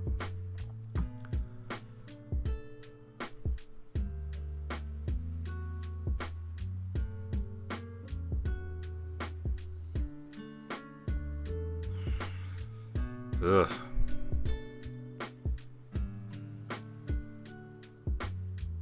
Yeah.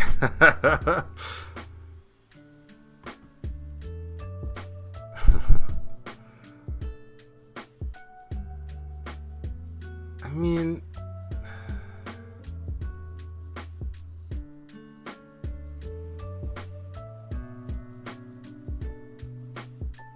perhaps I could just get the bishop outside the pawn chain. I really don't, the more I look at it, I just don't think f4 is anything really to fear too much. wrong though.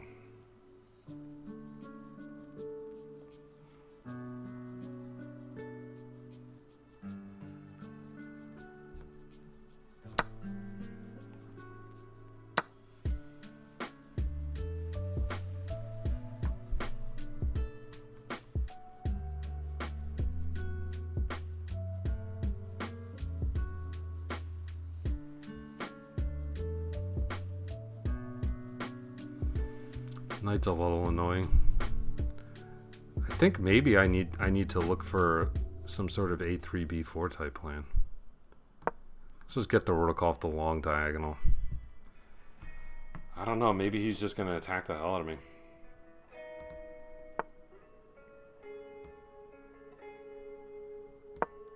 It looks like he's going for the attack the hell out of me option.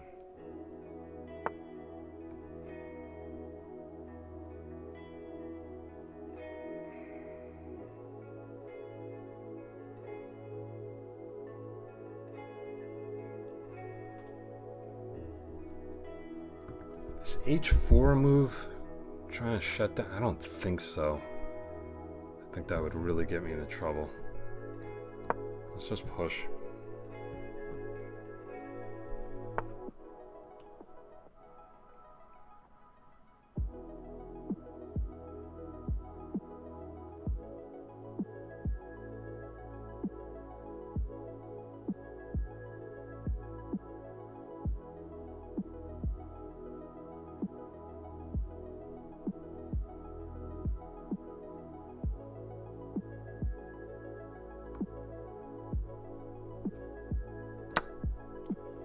Maybe try to find some way to open up this position.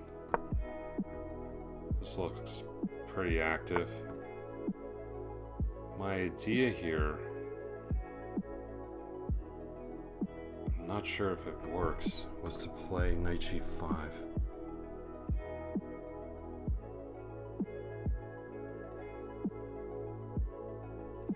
Oh man, I'm in a bad position. Really bad position.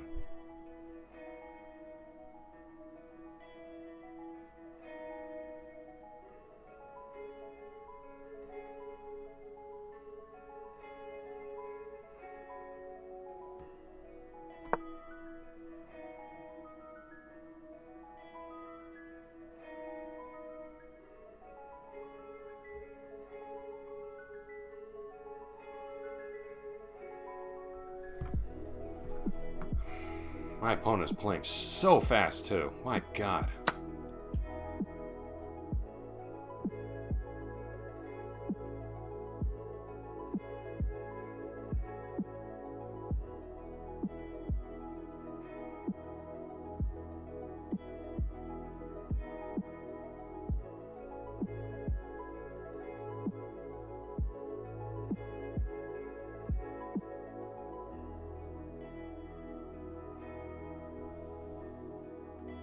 He's just prepping.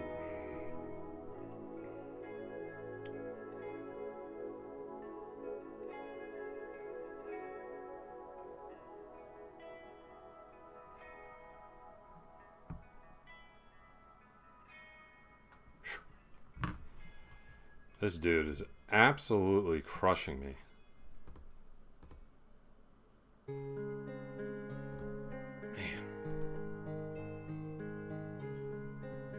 Yeah, I mean the combination of playing h3 and castling to the king side before he committed his king, and then bishop g5. All those three things together was kind of a recipe for disaster. I just don't have a great way of opening up.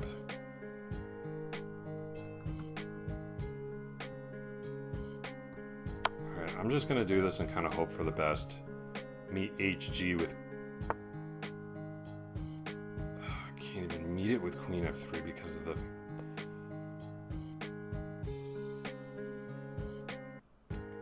damn bishop's hanging.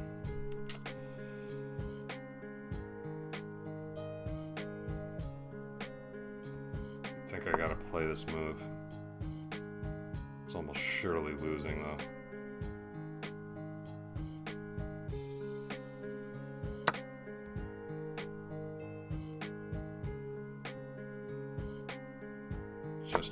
trying to close down the king side if I can.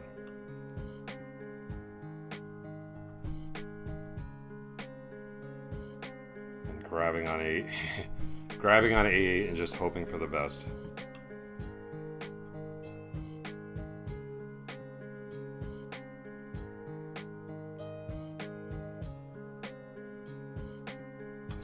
This must just be completely losing.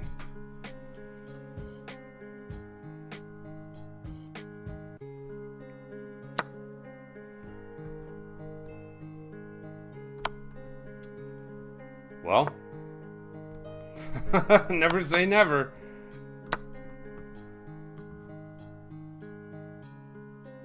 Oh man. Opponent was just playing an absolutely fantastic game. Just got a little too careless. Okay.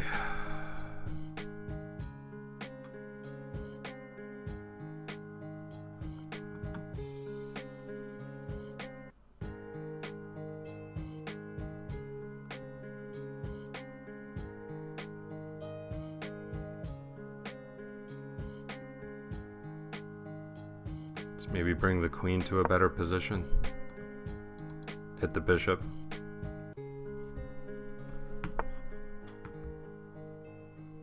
Really tough break for my opponent, man.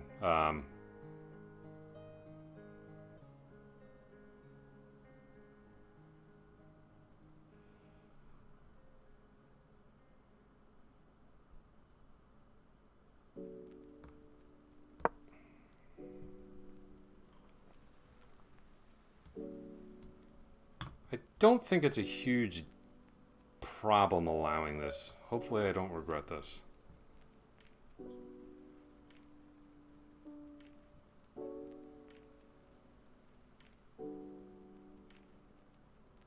If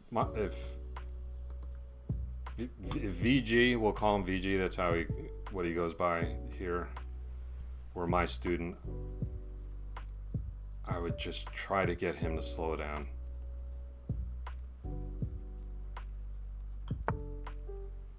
So important. All right, this. All right, let's watch a potential check here. Could be pretty annoying.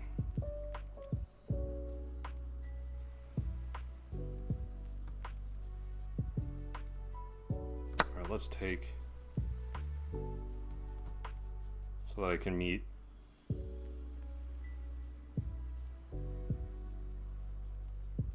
That with king g2.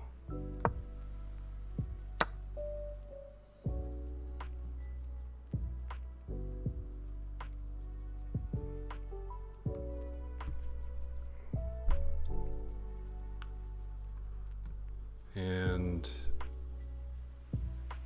let's bring in the knight.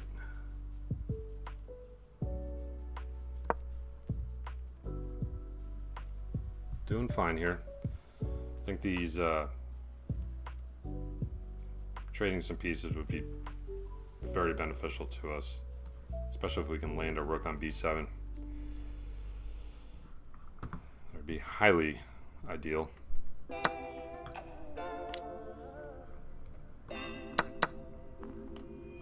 Yeah, I would have taken with the king there. Definitely would have taken with the king.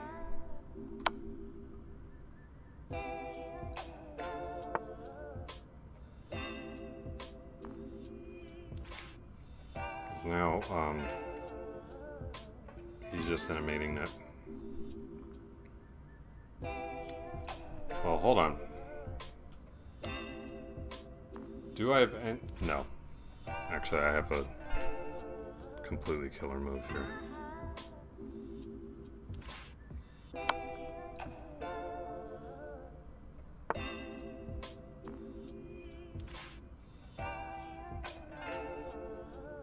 Yeah, I really like to look at this. That's a nice way to just simplify the position.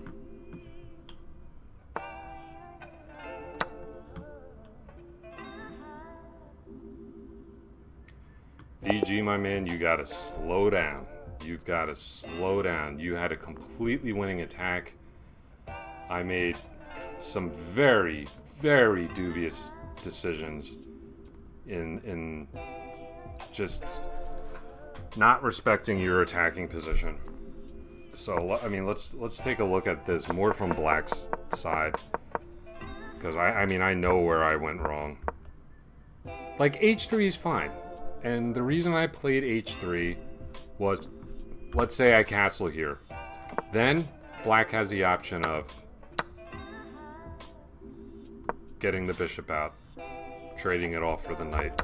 So that was prophylaxis against that. That's fine, right? F5 felt very loose to me, but I made the best decision. According to the engine, castles is totally good. And then he started closing down the position. Bishop g5. It's those three things together. Castling the king side, h3, and bishop g5. I can't get away with all of them together. He played h6, and I probably should have brought the bishop back to d2, or e3, or even c1. I can't accelerate his attack like this. And I went for the only counterplay I could find. Rook b1, that's engine approved. This was all fine. Taking was wrong. I needed to play knight h2 here. I'm already making totally defensive moves on the king side. Knight b5. Yeah, I mean, it just basically loses to this, and this doesn't work. You know, I was thinking I had something here. Bishop e2. I felt like this was my only chance, and he just rushed it here. He took. That's a huge blunder, because it's coming with check. I saw this line. I sure as I wasn't gonna say anything during the game just in case my opponent happened to be listening, but yeah, and then it was just mop up from here. You know, there's a couple things we needed to pay attention to, but this was a nice way to just get all the pieces off the board and win the game. All right, round 4 will be coming up in a little bit. I'm going to take a short break. For those of you who are watching, let me pull up. Well, let's play. We'll watch Mike's game. Okay. This is Mike Saylor, as we know. Now a member Team MVP. Thanks, Mike. Really appreciate it.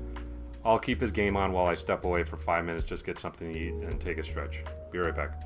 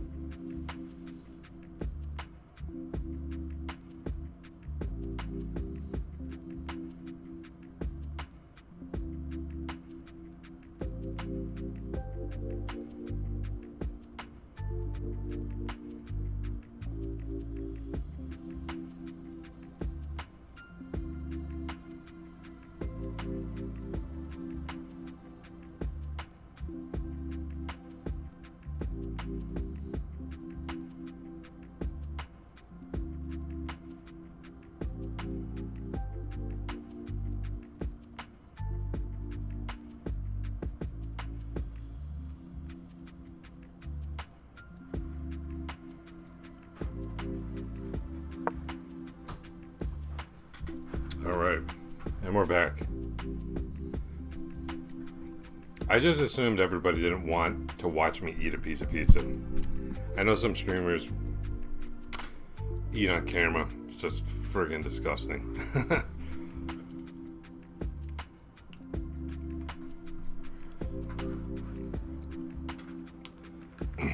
I'm from New Jersey. I lived in New York City for a long time, so I'm very particular about pizza. This one, and I live in Virginia now. This one that my wife found in Alexandria is probably the best slice I've had down here.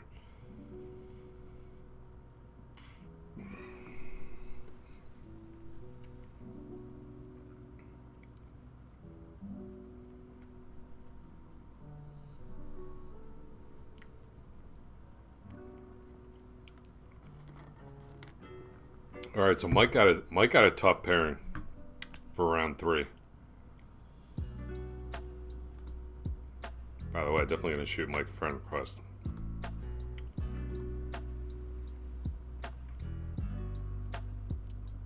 There's definitely a good chance that we end up playing the winner of this game, or maybe even Foliage. Foliage holding it down on 3-3. I mean, she was dead lost in the game that we were looking at before, but found that nice idea at G6, that great deflection tactic to weaken the back rank and deliver mate. It was really nice.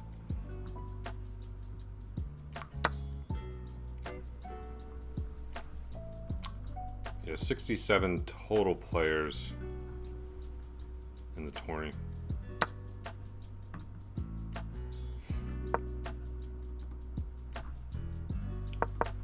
What does Mike like to play? Kind of like a London.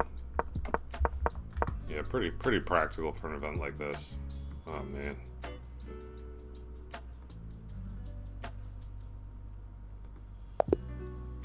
And he resigned. Tough game.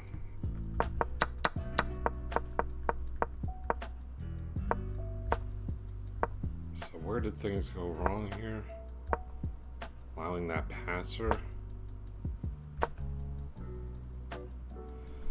Yeah, I mean, he was trying to solve that tactically. But rook d5, that's an easy move to miss. Getting that rook off the vulnerable, because his idea obviously is if takes, he's just crashing through on d8, but taking the rook off that vulnerable d8 square with tempo.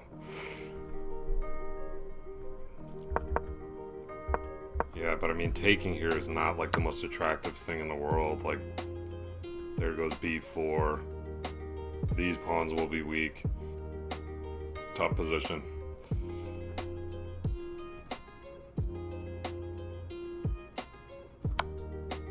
Alright. So I'm not great at understanding Swiss pairing. Like, there's some players at tournaments, like with Swiss pairings, are like, oh, you're going to play this player next. I'm like, I have no idea. I've never tried to figure out how they work. I just basically look at the pairing sheet and play the next player. But maybe since I'm on 3 of 3, would I play slow? I don't know. Oh, slow fat's just... Oh, did he just get kicked? Or did he withdraw from the tournament? Wait, what just happened with that?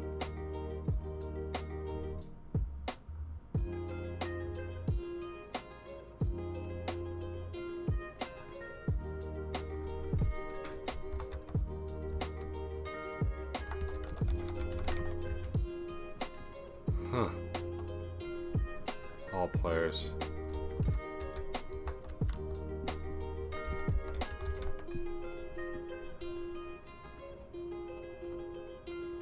Did he withdraw from the tournament? Because he was on 3 of 3, but now I don't see him on the standings. Weird. I don't know what happened to that dude.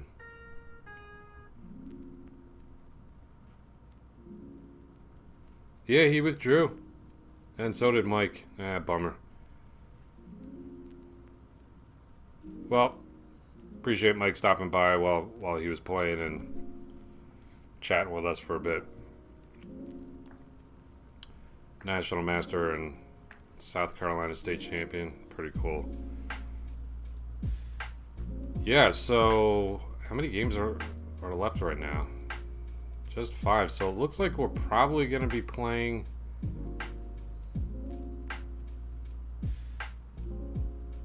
Well, is Vidi, Panka, and... Oh, yeah, this is the game that we want to watch. This is a huge game. So these guys are both on 2 of 2. Certainly possible that we end up playing one of them. This guy's rapid rating is just astronomical. Puzzles 4450.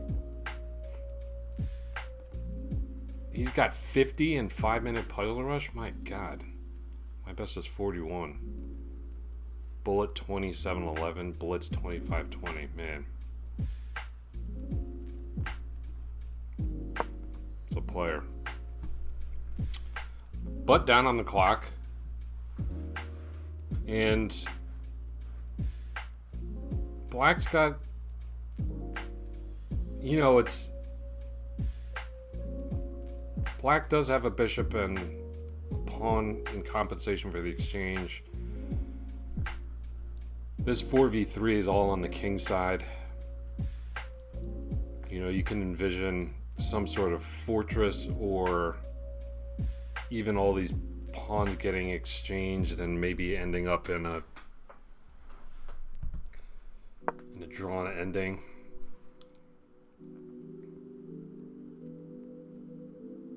You know, but White's gonna play for the win for sure, as well he should. King F6 is nice. Is that? Wait, what?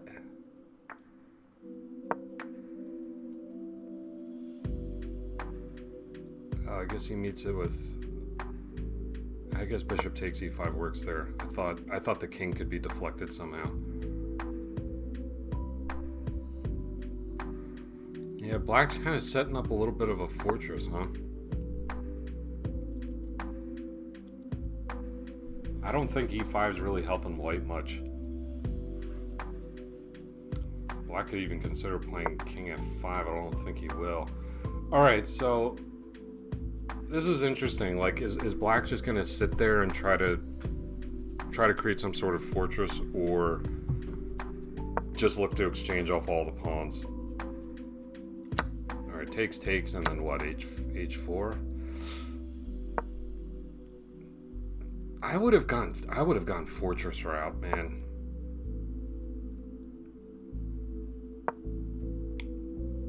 I would have kept that pawn in G6 and just shuffled my pieces around, especially with this massive time advantage.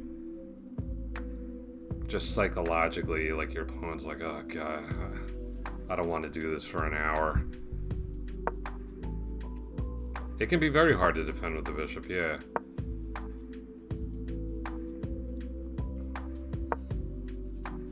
Alright, G4 is nice.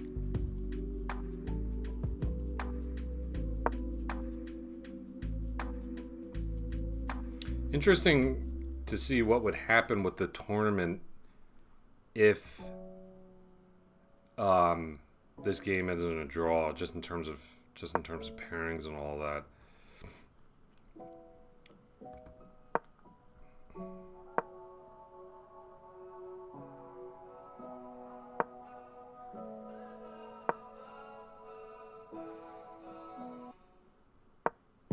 Oh, really?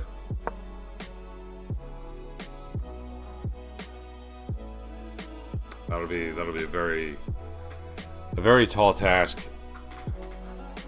but doable. I mean, that's who I want to play. Ideally, I would like to play that guy, Vidi. He seems to be the strongest player in the tournament.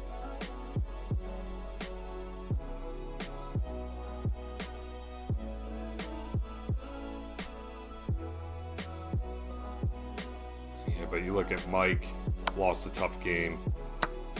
He's out of the tournament. The other national master sitting on 1 of 3. We had an IM who, Justin Sarkar, who played a game and then left. So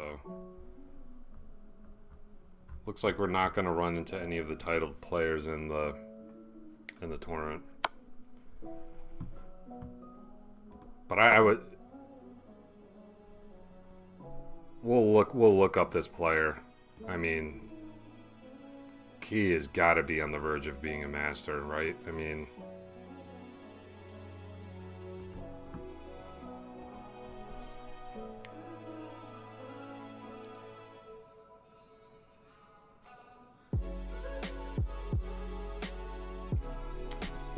this game has the potential to go on a really long time.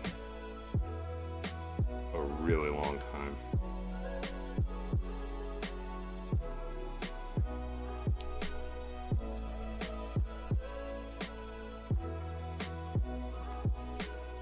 But it's an interesting endgame.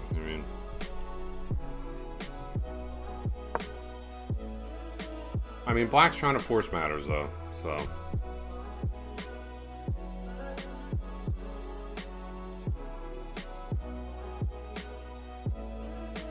Maybe we'll have some sort of result sooner rather than later.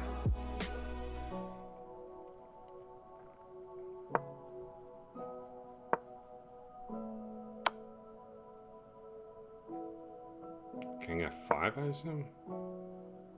Takes.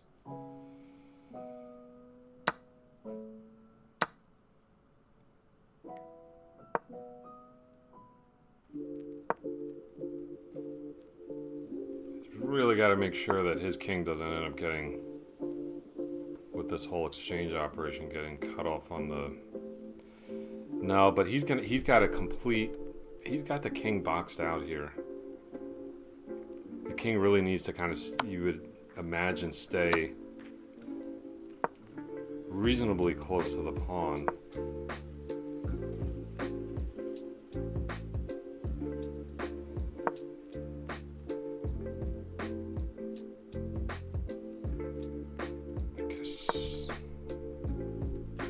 He's 11 years old, rated 2156. Yeah, which means he's... My God, he's got to be like probably 2300, approaching FIDE master strength. You know, because his rating just hasn't even come close to calibrating yet. 11 years old. Wow.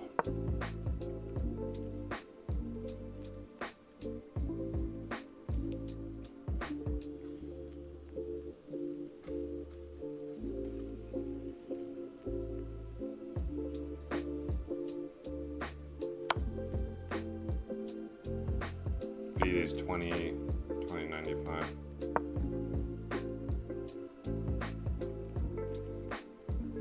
Yeah, I mean, chances... I don't know how active he is. I assume he's pretty active. Chances are he's probably a master by the end of the year, right?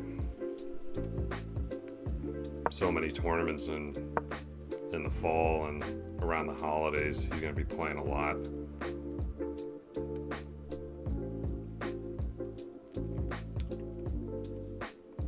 Yeah, I really hope I get to play him.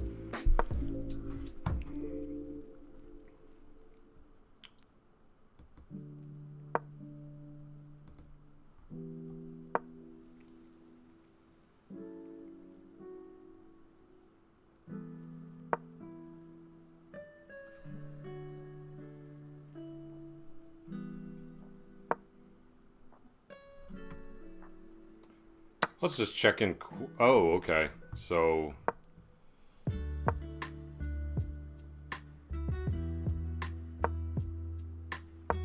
Yeah, I mean, Vidip is going to play this out. He's going to play out the 50 moves. I mean, I think you have to.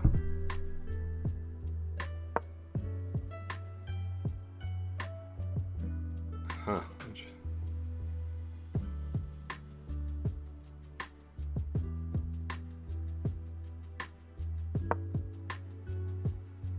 Is this the second rank defense, or... Man, I don't know all these the names of all these theoretical endings. I mean, I don't like the position of Black's king, but maybe this is a known drawing method.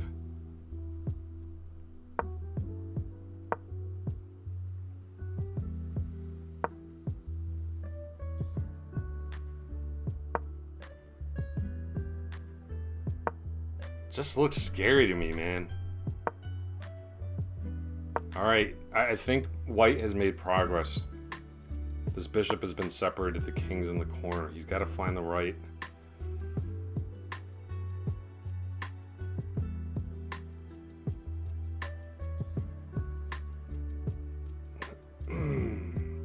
No. I guess I see the idea of getting the king in the corner because you either have this pin, you try to bring the king closer, it's just going to stalemate Black. So maybe this is just a really easy drawing method. It's fine in the opposite color corner from the bishop. Okay, so you have a light square bishop, you want to head to A1 or H8 with the king. He blew it.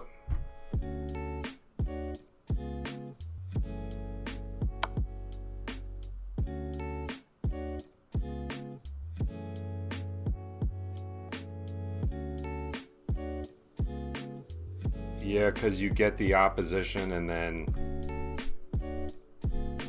you bring the rook where here, threatening mate and the bishop,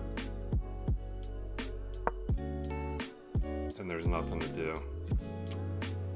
Alright, so it looks like we're not gonna... not going to play vid it. Or maybe we will. Who knows? Yeah, and that's mate. Tough loss for N-Truce. He played a good game, and according to Ben, and I totally trust him, had adopted the correct, a known drawing position. But it's still tricky.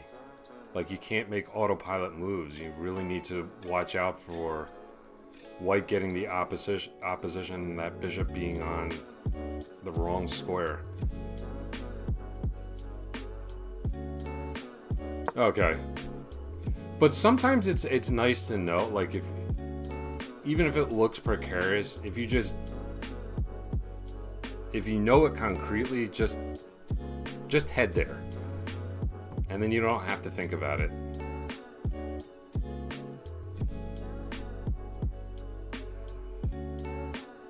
Alright, so this is the last game of the round. Black's got a really commanding position. I mean, he's just up a bishop right now. But time's definitely a factor, and I think at this rating level, certainly anything can happen. Only 2 pawns left on the board. Kings are both exposed, so draw by perpetual, something like that, could definitely happen.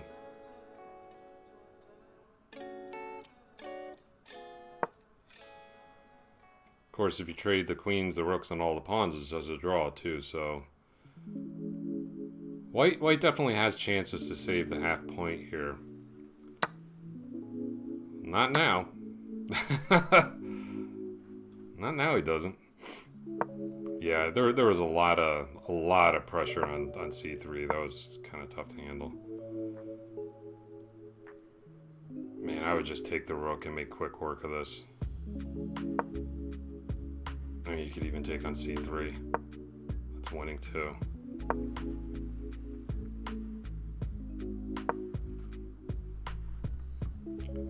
Just start bringing up the king, you know. Just get the king into an act. Get the king to f5, and then you can take whatever you want. Okay, he does it that way.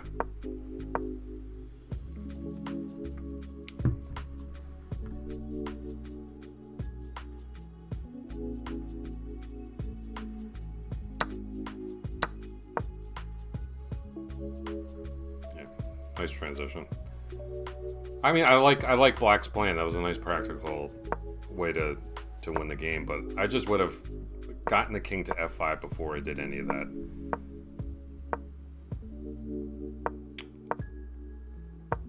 Alright, don't stalemate him.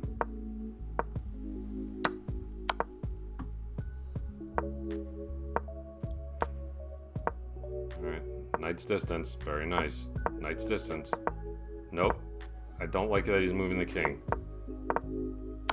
It's fine. It's totally fine, but I teach all my students, just leave the king back, knight's distance, get the king in the corner, and then bring up the king. It's completely... Okay, so we're playing GM Oliver. Good luck to you, dude. So we end up playing somebody who's on 2 of 3. Yeah.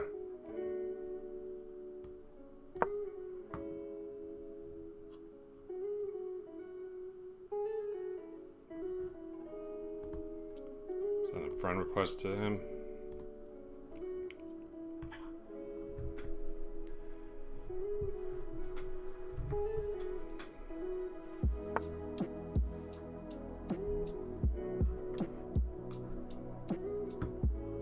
Alright, we can play c6.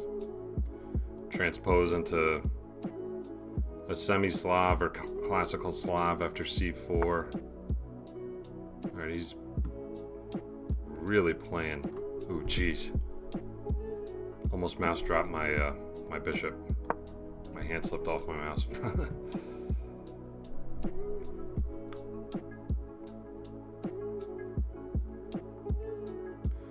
Yeah, I mean, some sort of Kala system, or at least structure, where you don't have a bishop on d3. Just can't be good.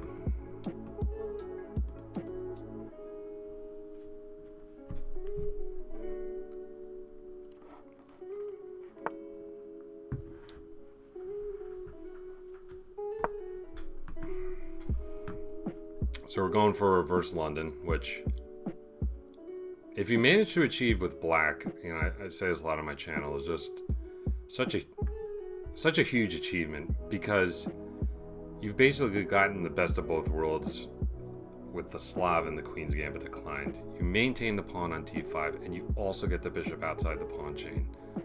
That's just like the best opening result for black. That's why I always just try to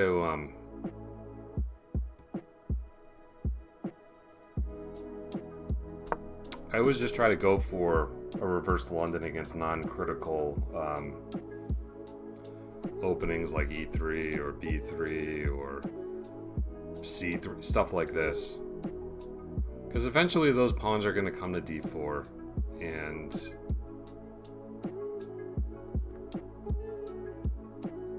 I just think it's a good practical choice.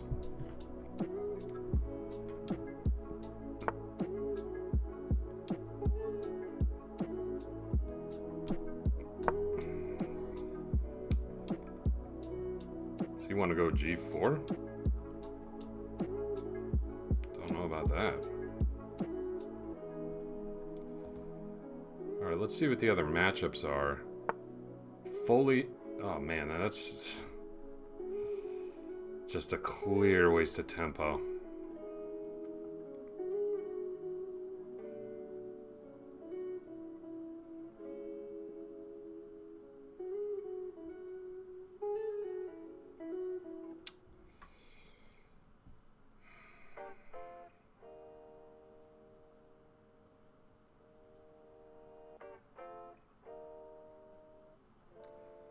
Just not sure where to put my dark squared bishop. It's really what the decision I'm weighing right now. D6 or E7. Let's adopt the Fisher pose while I do it, right? He always had his arm over the chair, and he's just kind of going back and forth like this.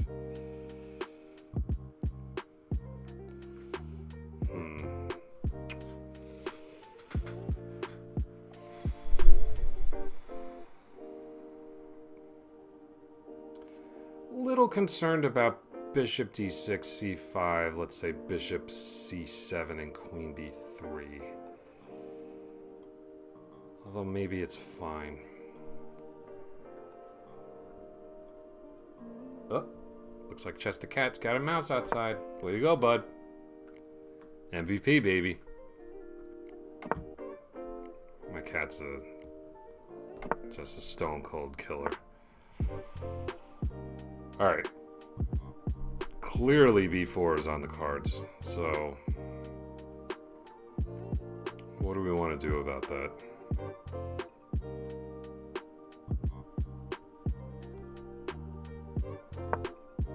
a5 seems prudent.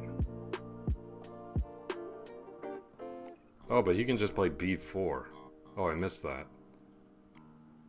Oh, b4 is good. Oh, man.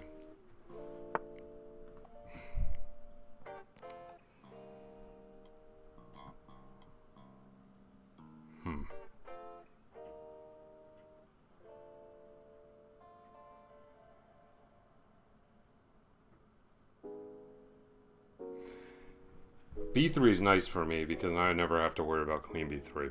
That's a really nice development. Let's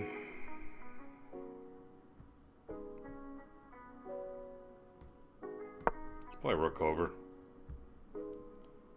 Looking for useful developing moves.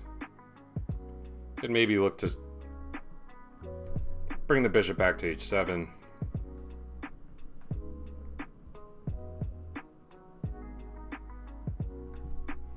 How long have I been streaming for? Dang, 2 hours and 23 minutes.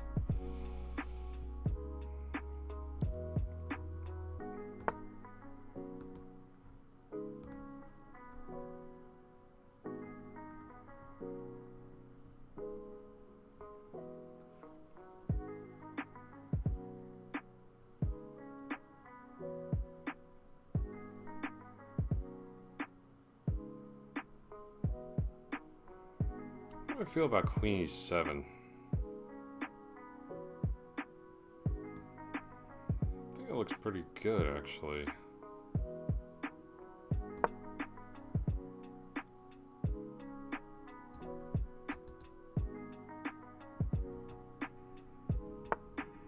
Okay, so we provoked that.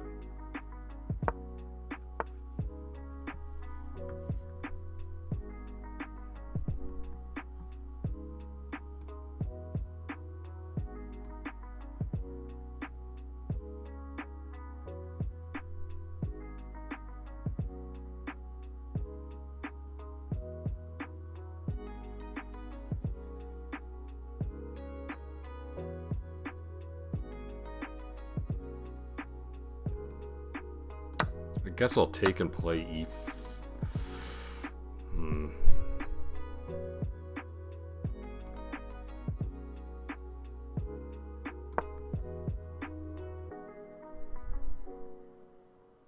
I think e5 is the correct break.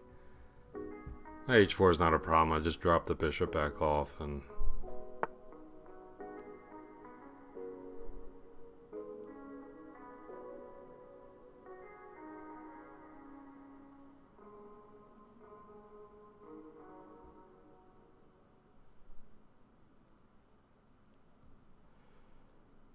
Actually, you can't take back with the pawn here.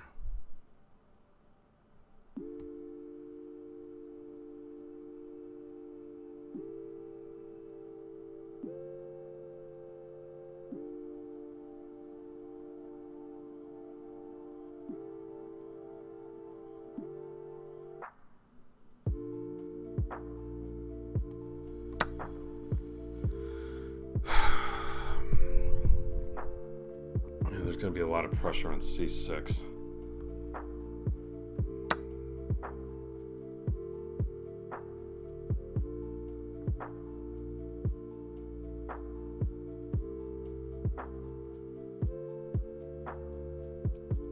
But also c5's weak.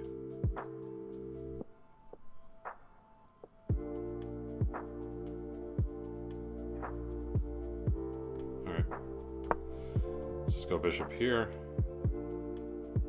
The thing that I really liked about e5 and taking there was now I can meet b6 with bishop e5. You know, I've got a nice square for my bishop, whereas I really didn't before.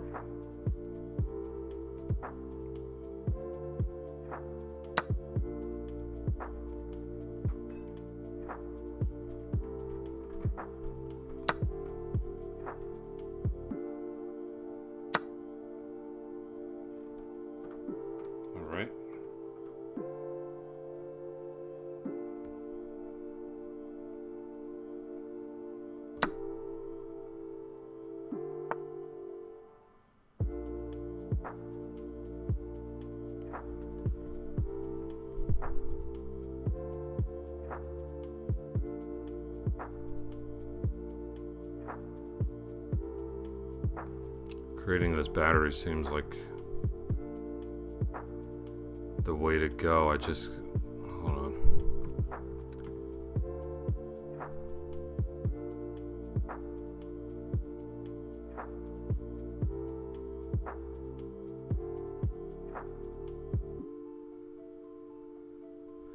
I just don't want to run into knight b4. Really don't want to run into knight b4.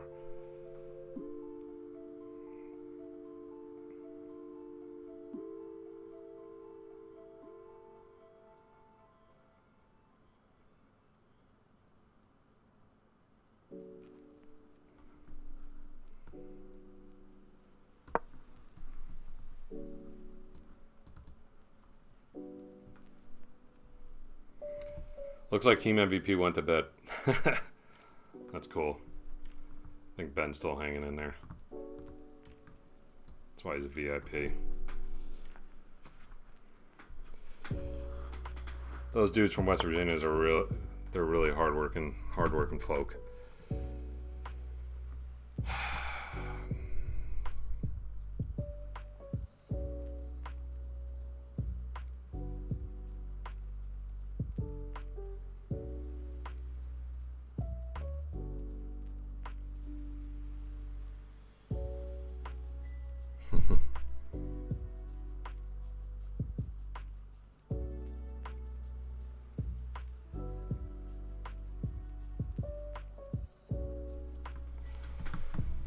Knight b5 is really friggin' annoying.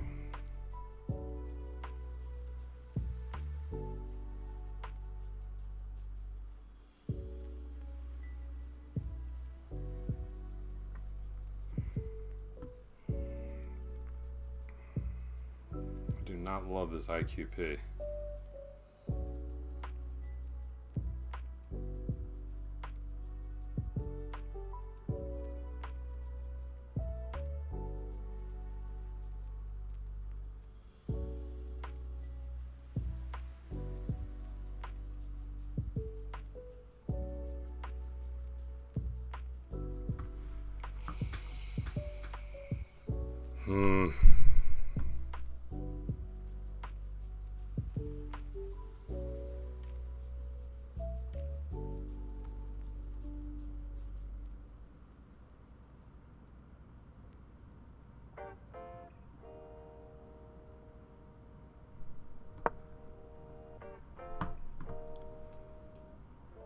Alright, well, I mean, I don't know what I'm going to do against Knight b4, but I'll just have to figure it out. I mean, Knight b5. Well, I keep saying Knight b4.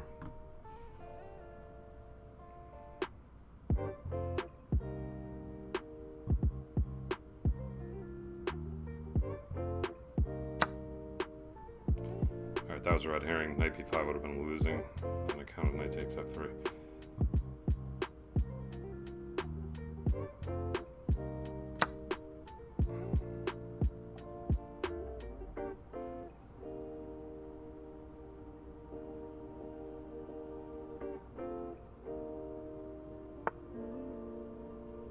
Gotta play g3, huh?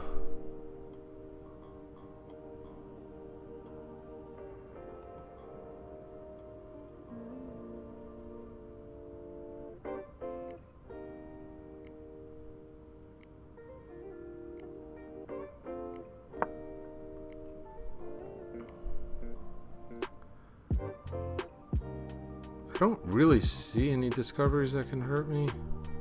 I mean, maybe that works. I don't know. Unclear position.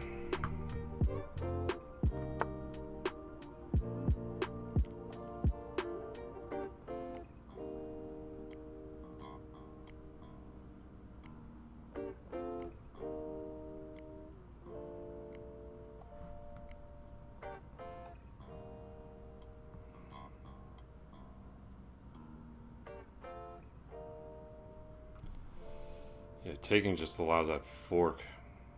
That would be a disaster.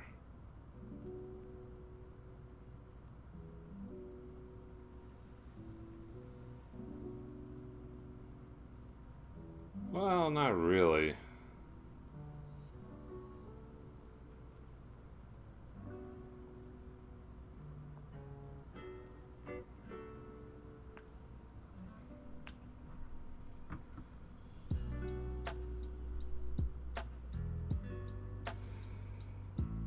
Yeah, but I can't allow queen d4.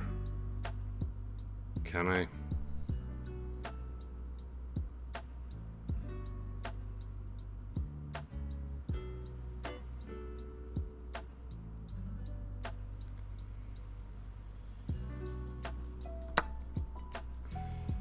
The fork's not an issue because I'm able to play rook takes with gain of time.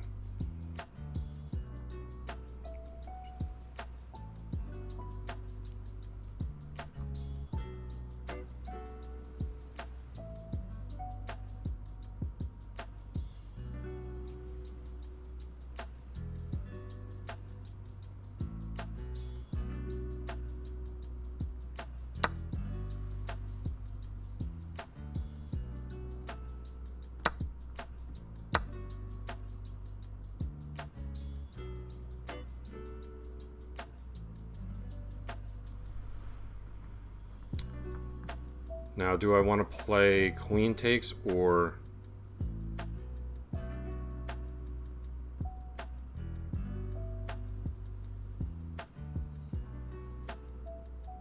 rook b8?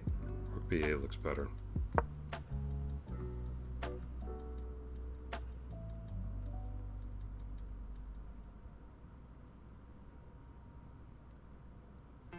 Try to look to get the rook to a more active position than bringing his rook into the game.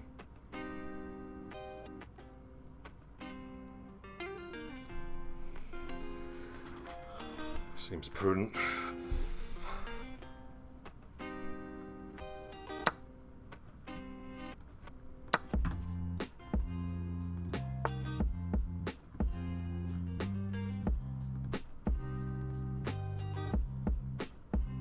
Ooh.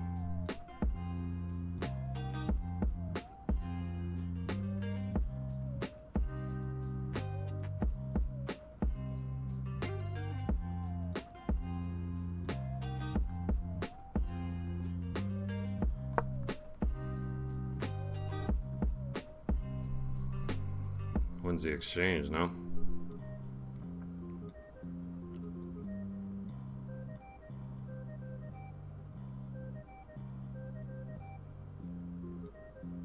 That's why those little moves, like not just taking on a1, rook b8, maintain the tension, force your opponent to capture, bring your rook into an active position.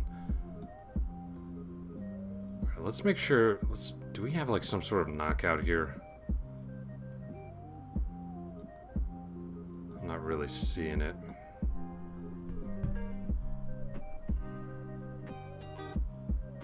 Let's just bag the exchange.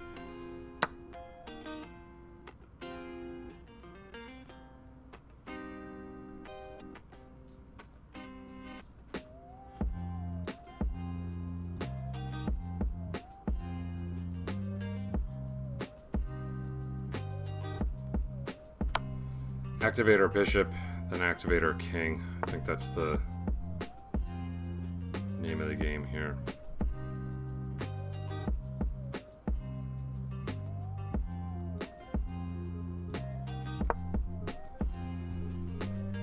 Yeah, I mean, we could end up having a position very much like the one we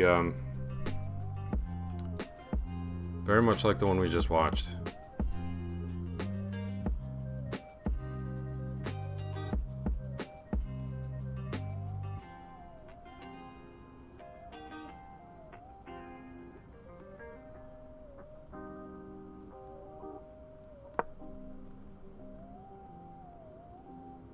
And I will definitely play that out. 50 moves. I think probably is taking this knight off the way to go.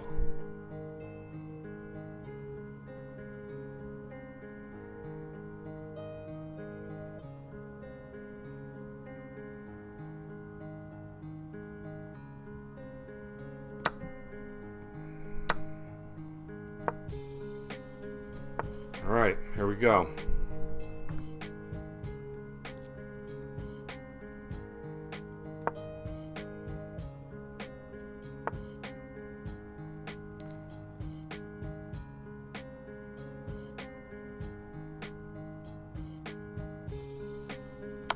All right, well, we get a potential outside passer here. Maybe some play in the dark squares.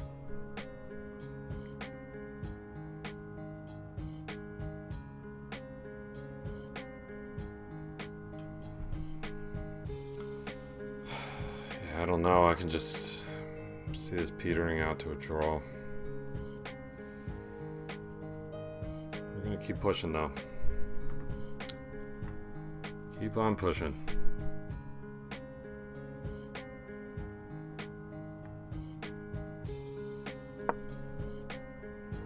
I'm not even gonna put one of my pieces on a light square unless I absolutely have to. Just screw it.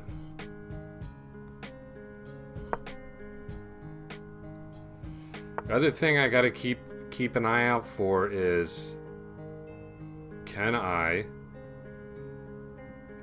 Well, first of all, I've got my king in fantastic position here. Takes it. Oh no, that's not stopping that.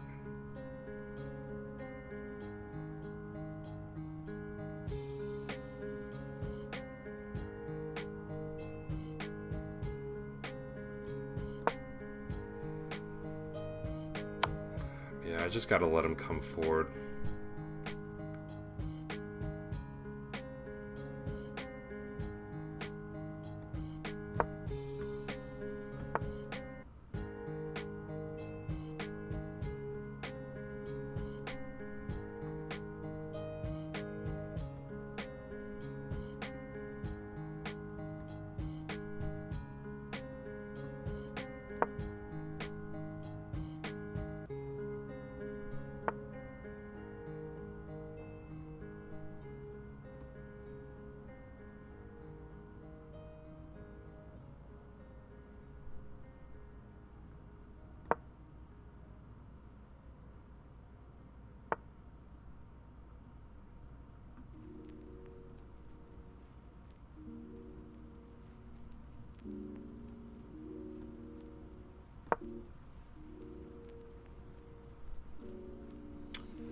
You know, if I can get my king active enough, there could be a situation where I can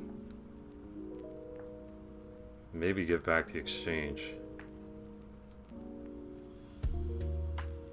Alright, like the worst move I could possibly make in the position is this.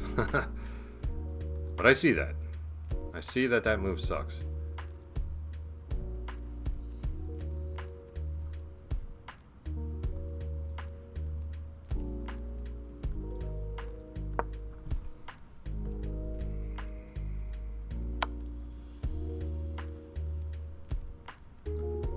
I just don't know if I should be bringing my... I can't really bring my king up anyways. So that's nothing to really even talk about.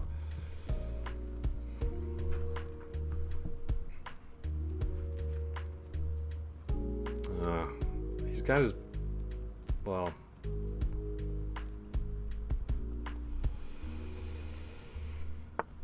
Toughie.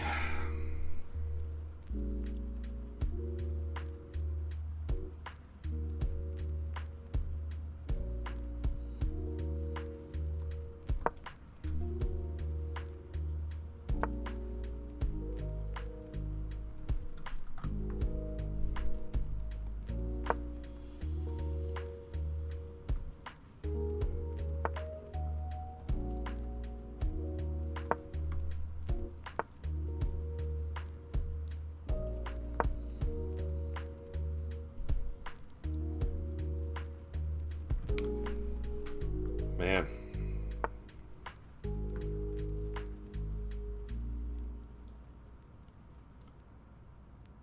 What about H5 here?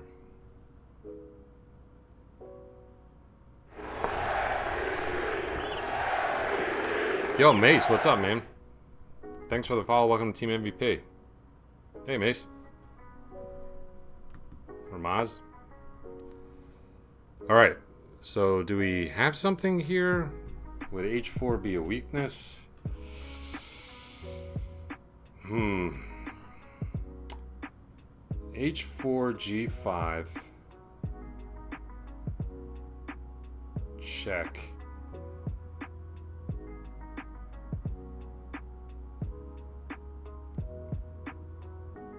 Maybe we give up the H pawn for the... Yeah, it's just exchanging pawns though, man. Might not be the worst thing in the world though.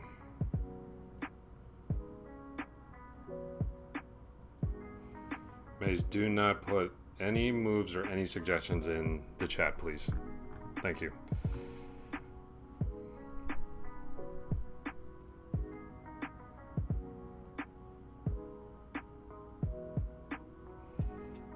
Why? Because I don't cheat, and because this is a US chess rated tournament, and I don't want any help of any kind.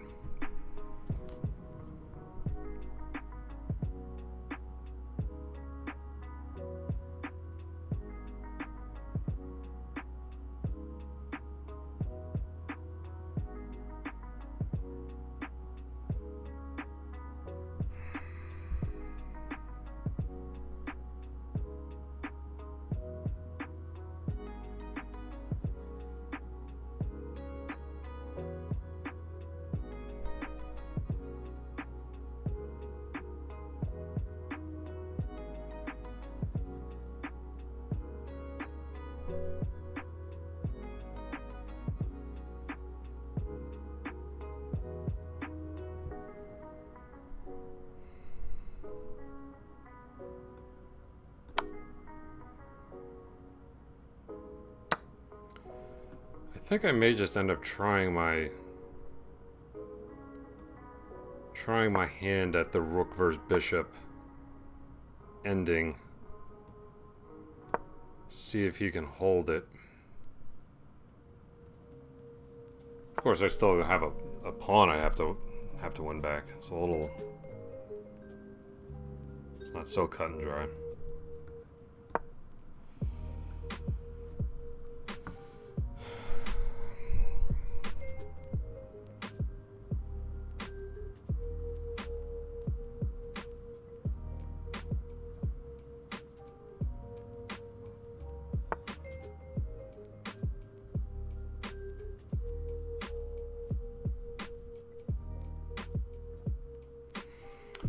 Opponent just offered me a draw.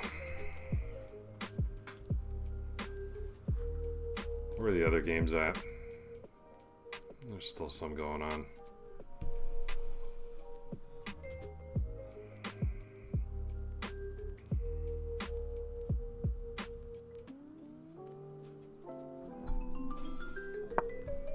I got to play on.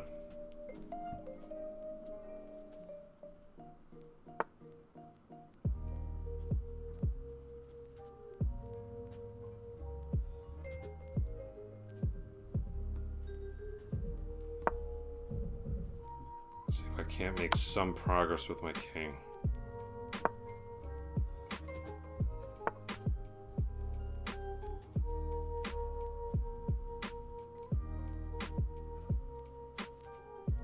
Guess it's not really even doing anything though.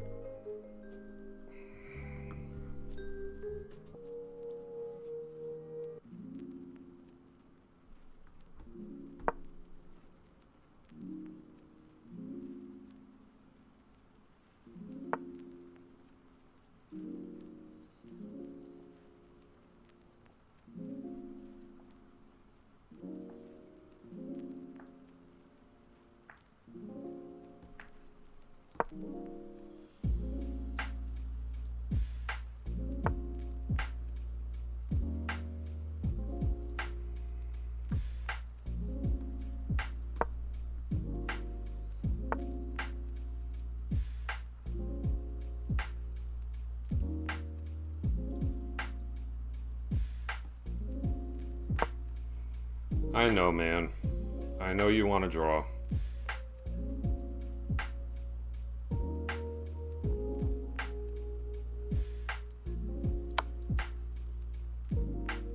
But that's not for you to decide.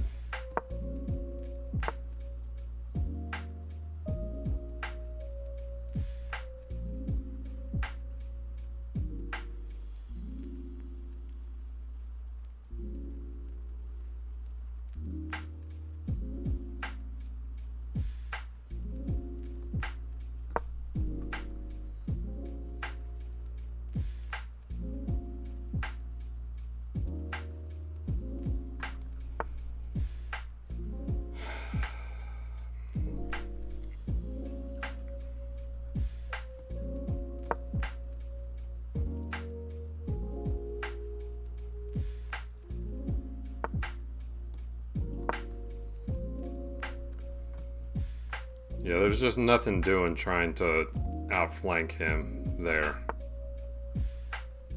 Absolutely nothing, so...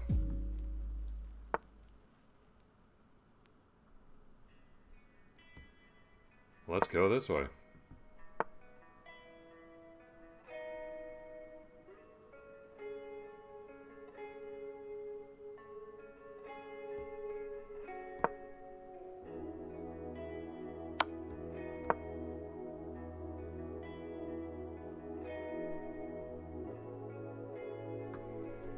His king is really tied down.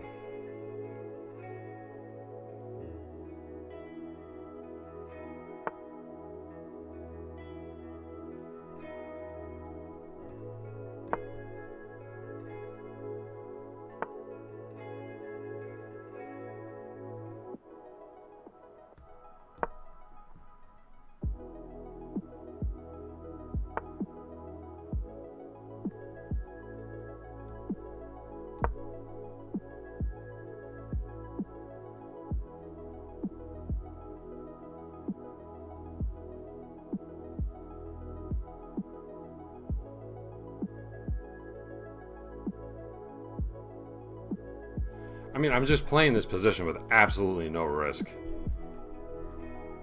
Because I can, if I ever like really mess it up, I can always just sack my rook for the remaining pawn.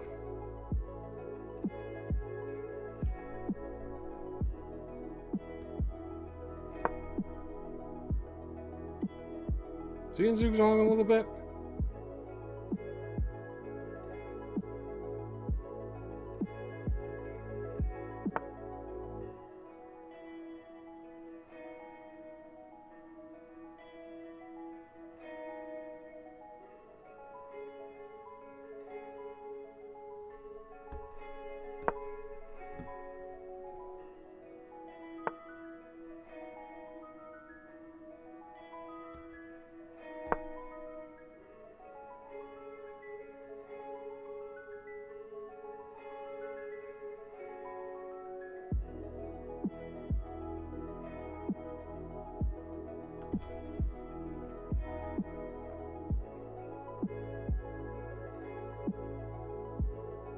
Well, I'm gonna get the pawns off the board. So we'll go for this, and then we'll just, at least I thought I was getting them off the board.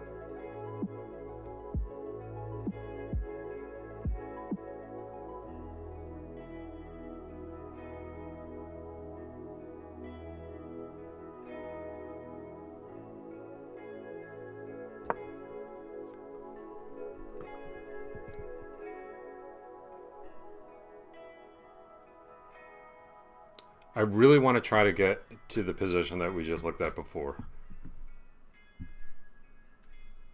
Really, really, really want to get there.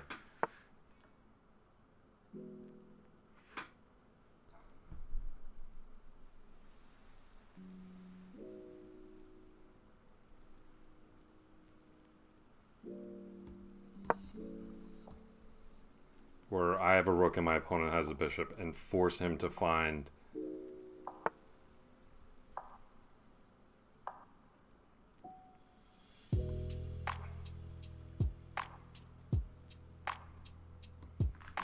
the correct 50 moves. And we're there. At least I thought we were.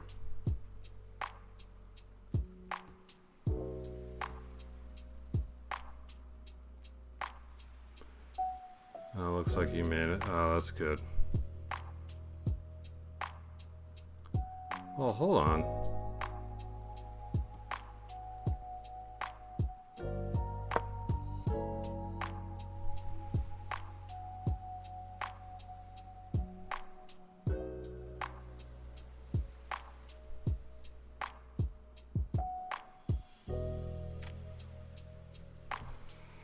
Let's see.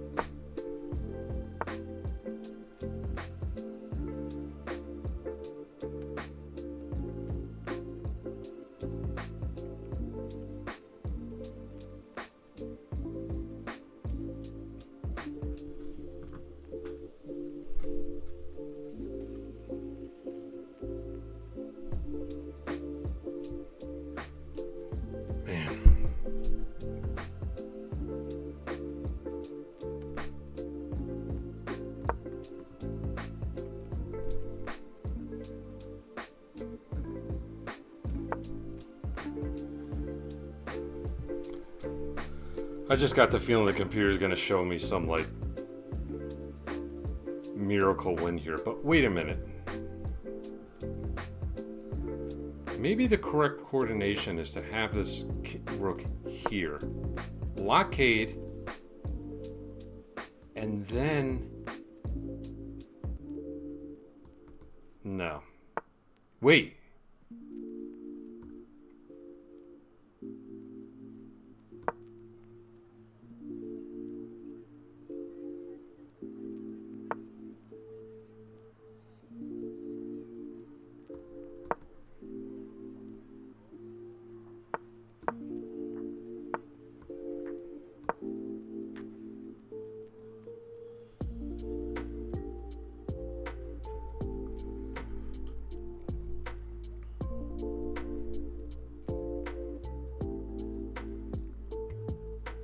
Get my king to f8. Defends the pawn, blockades this pawn. Then my rook is free to check the king away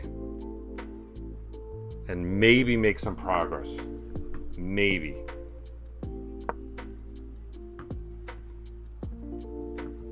Like this is what Magnus would do, like for sure. Oh, and he trapped my rook. Well, I can just play here. So not exactly.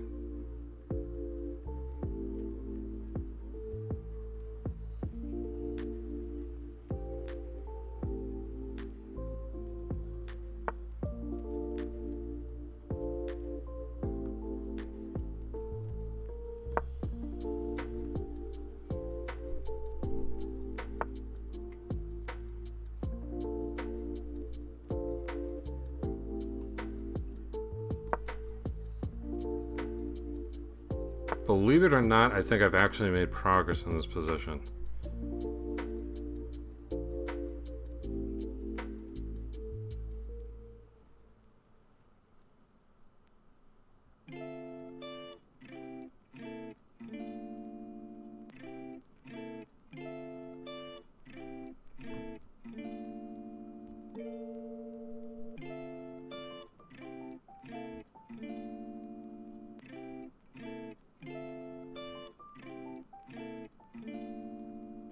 Or do I have to completely bail out here?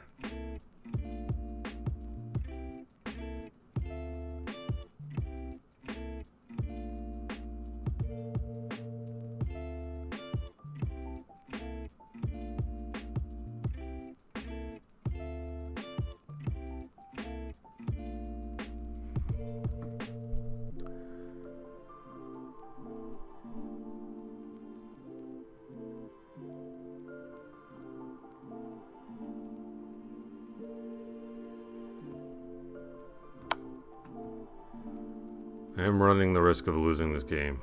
I'm aware of that.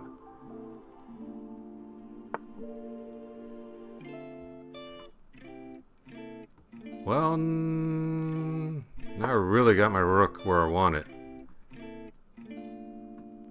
And I've got enough distance. I've got 5.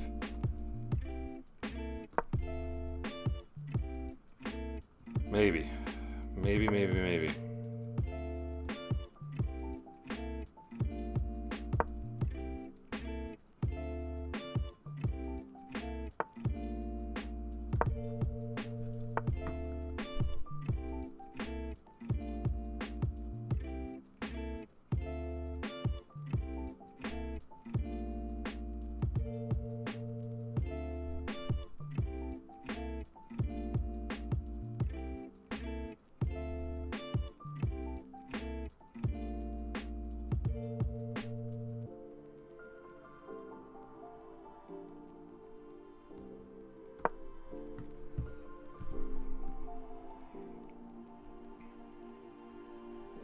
I know everyone in the tournament right now is like, oh, there's another game going on still. All right.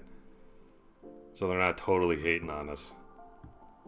But I've managed to make progress here. And I just played another pawn move, so Another 50.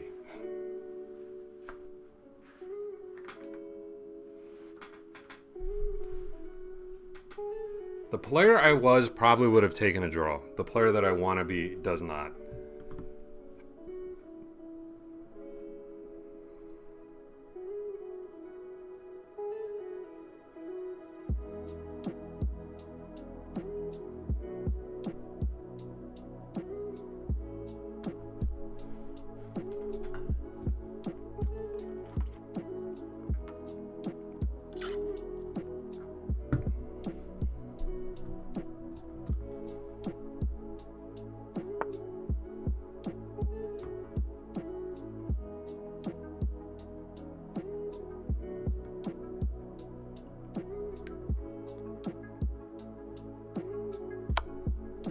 I mean, my king is in such great position that I don't even need to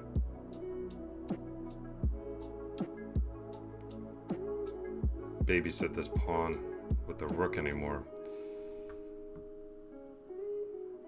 So I always have to look for situations where I can take this pawn and somehow gain the opposition and have a winning king and pawn. There's like a lot of stuff that he needs to bear in mind.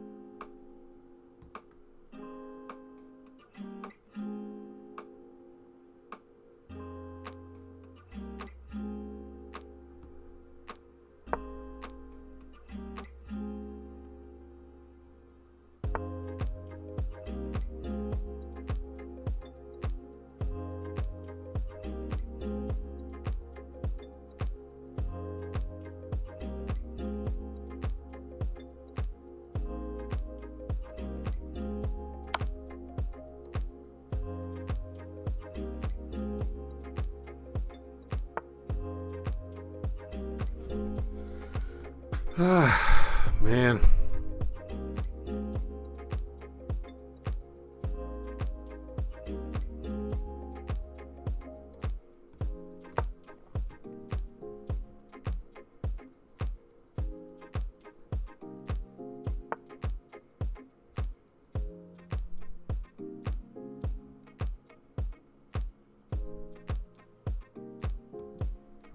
Very hard to make progress.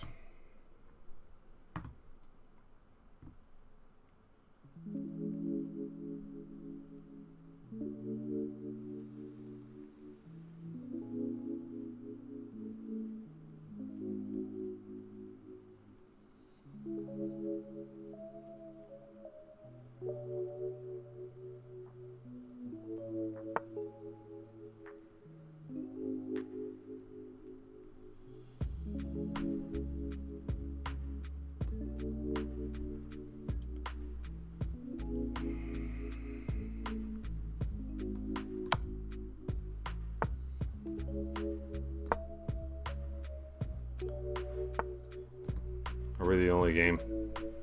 No, there's still another one going.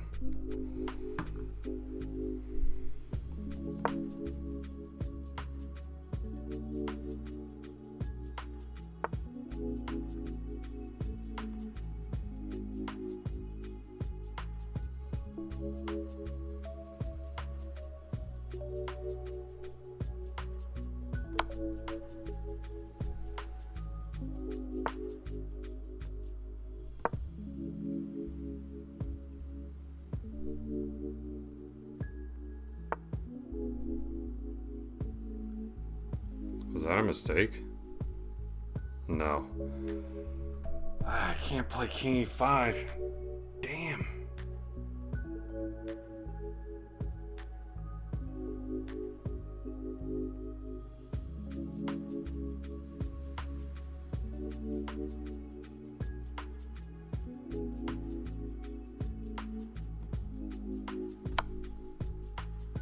But I can.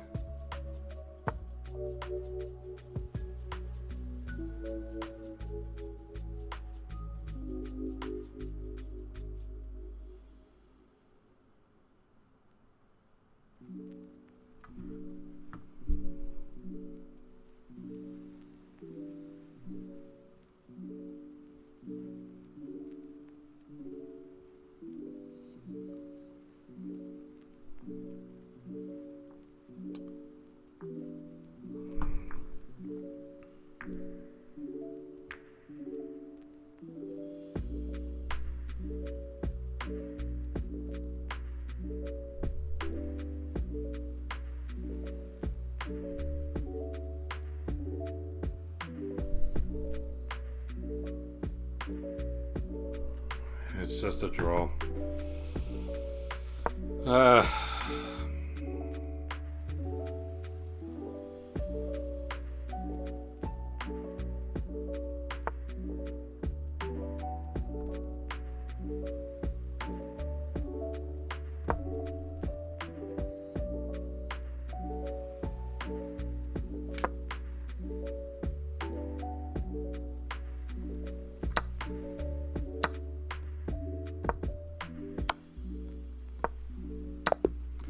All right, good game to my opponent. Tough one, man. I gotta play that out. I just have to. I tried everything that I could, and he did a good job. Just kind of keeping the balance, not making a mistake. So credit to him.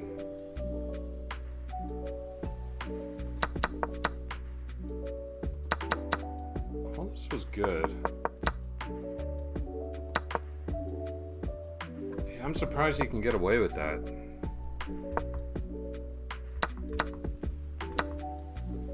Ooh, big miss there. Oh! Knight c3 winning move. Of course.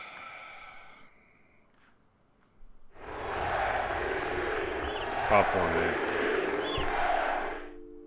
Yo, Vaheg. Good game, man.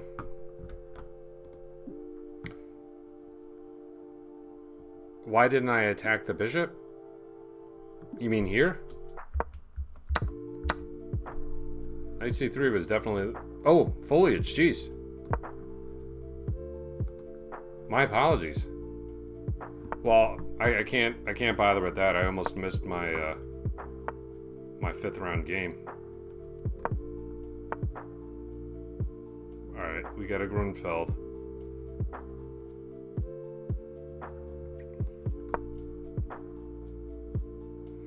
And she is on 4-4. Is she the only one on 4-4? Yes. I'm the only one on 3.5.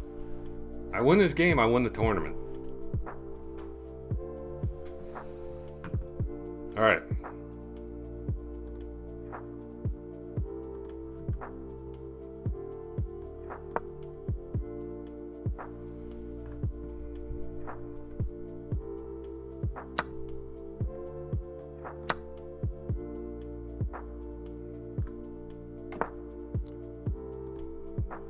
Definitely send her a friend request.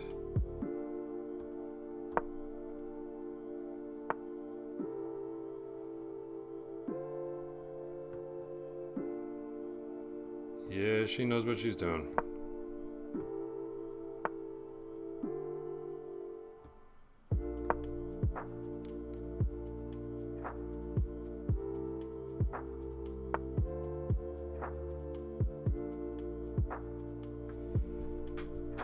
Bishop b7. I do not know about that move.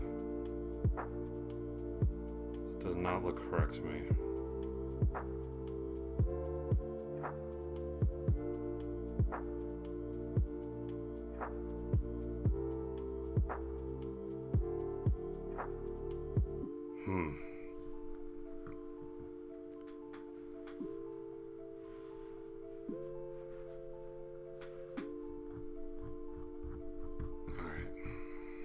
Come on, man. Let's fucking go.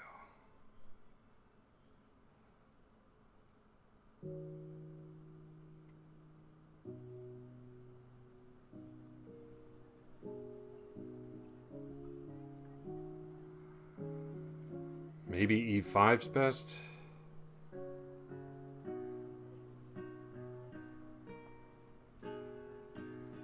I don't love just seeding the d5 square like that.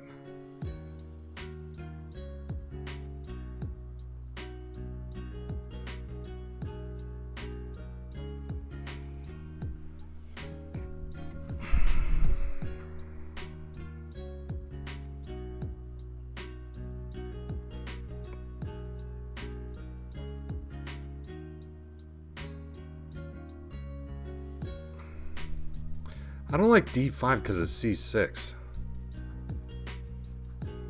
d5 c6 is a problem.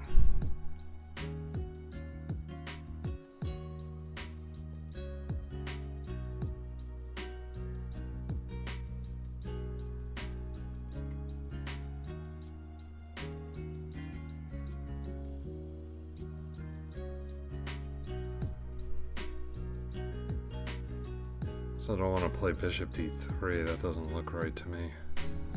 Alright, let's just push. Let's gain time here. Knight d5, of course.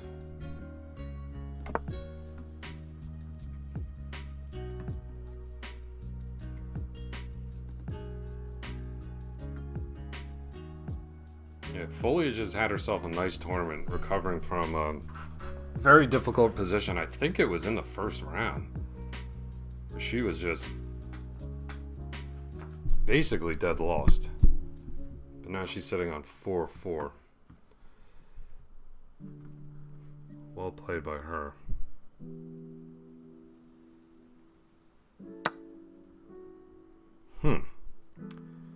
Strengthening my center.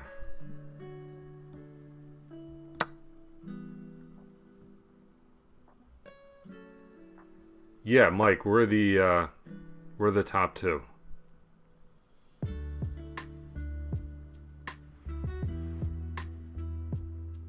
If I win the game, I win the tournament. She's on 4, I'm on 3.5, so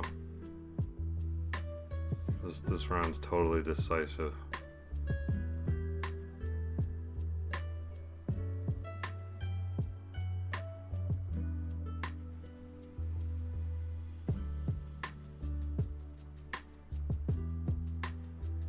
She's a little bit behind in development.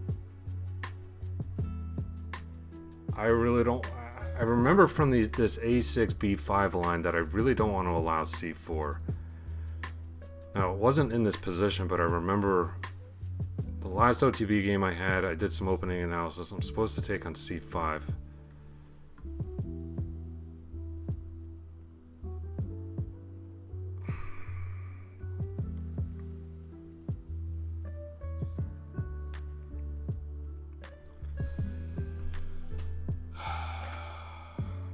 Is that a big deal, though? I mean, I'm going to be able to develop very quickly.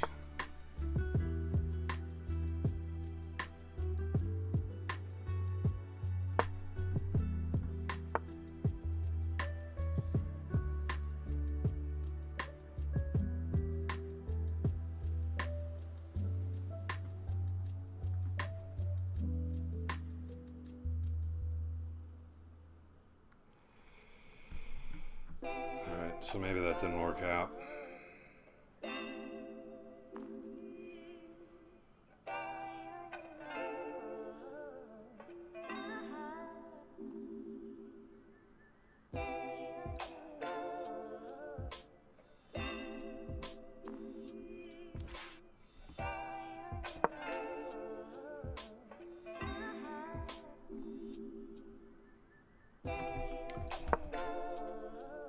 Oh man, did I miss an E6 shot there?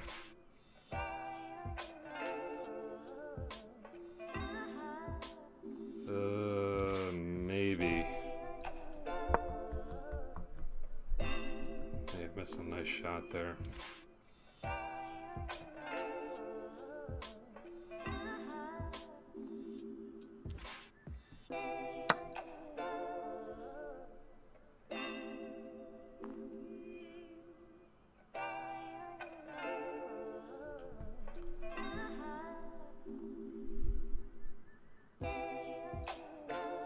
Alright, I don't want to just grab with the dark square bishop. That just seems totally lame.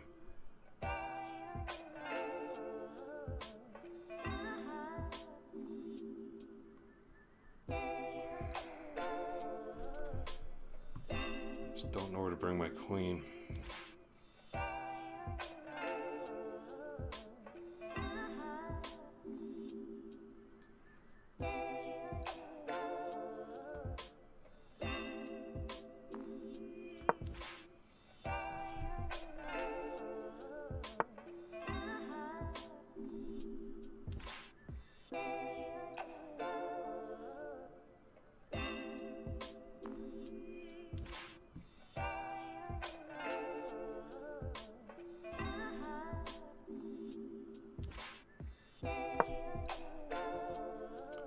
Right, kind of solidified things a bit here.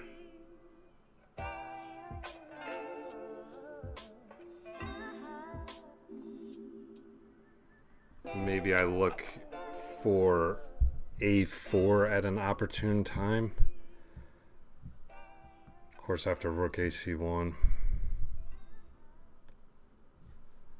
All right, I mean, okay, that's a huge decision, giving up the light squared bishop.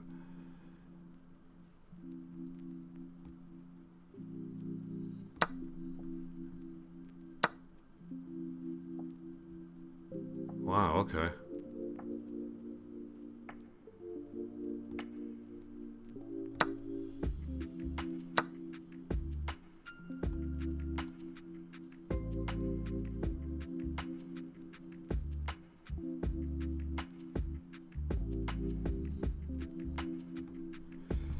Man, this seems loose to me.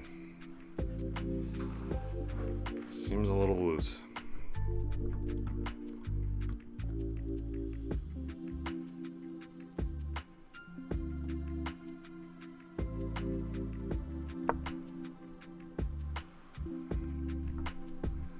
Look to double the rooks.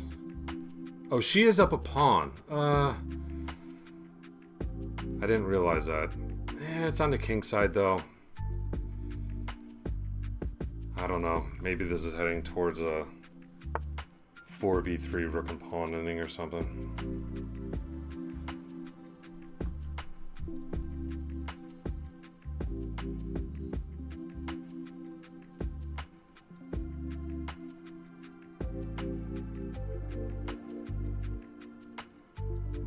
Do I double? Do I play c4?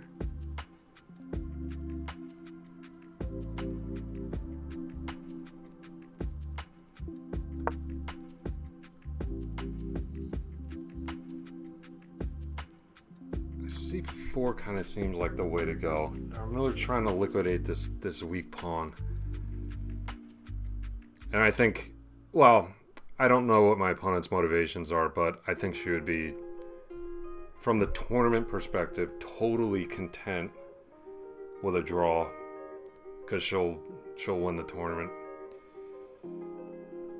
So I don't think she's going to be playing for much risk here. But yeah, I just okay, that was a good move. I was hoping she wasn't going to play that.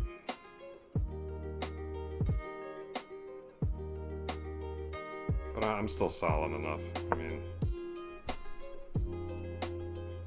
yeah, I just envision a rook and pawn ending 4v3 on the king side with a draw.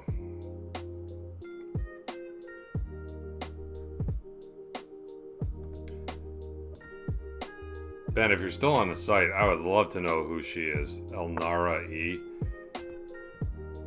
Could probably find it.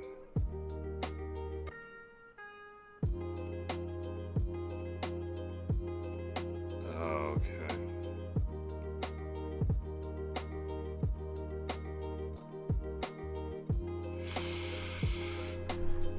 Uh-oh.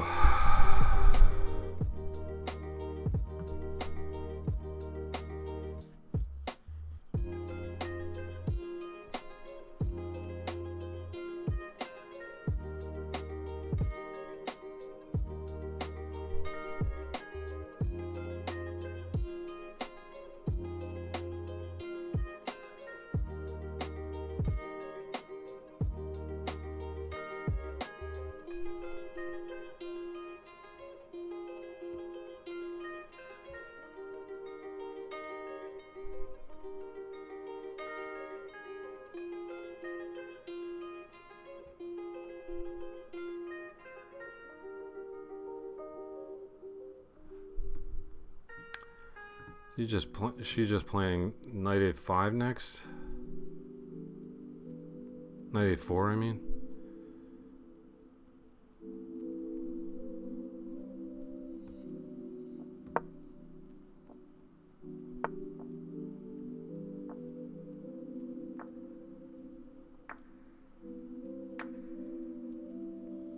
Ah, crap.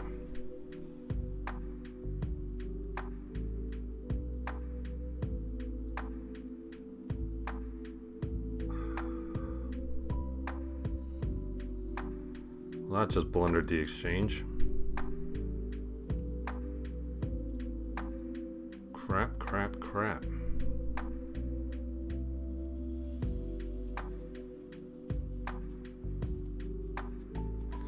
And she's going to take on c4. Yeah, I think that's pretty much a winning move.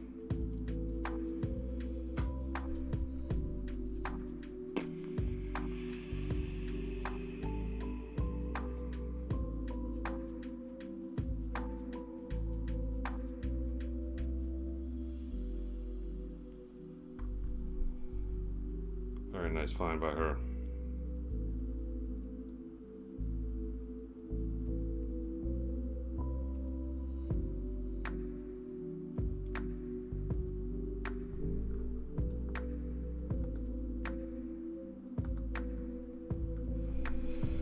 Well, I mean, I couldn't have asked for more than this, you know, last round pairing with the top player with a chance to win.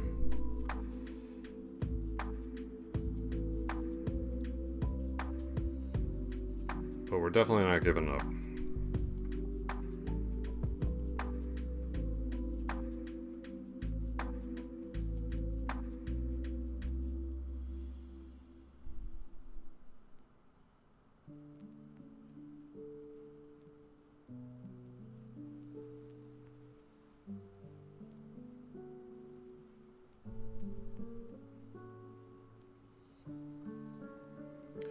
Just want to know, like, what capture, what anything gives me the best practical chances.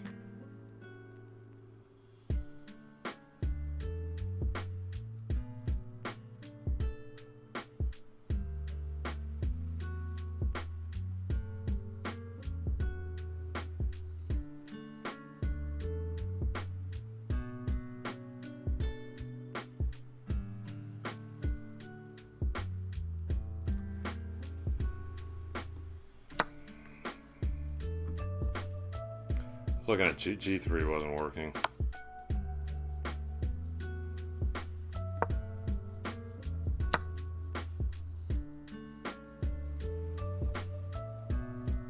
How's her FIDE so much higher than her?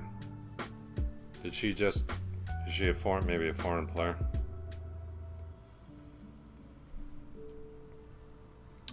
Alright, no way am I exchanging queens here. I also need to hold on to this pawn. That's imperative. Elnara. Yeah, I grew up elsewhere, yeah. Probably. Elnoyeva. Cool.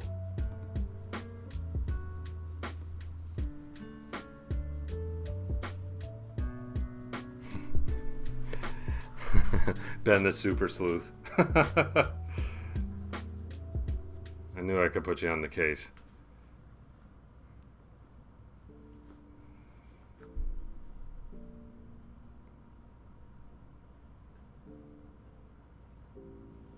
Oh, looks like this guy, Joshua, just finished on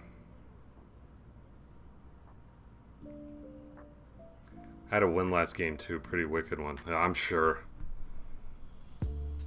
I'll probably review that one later this weekend on a board.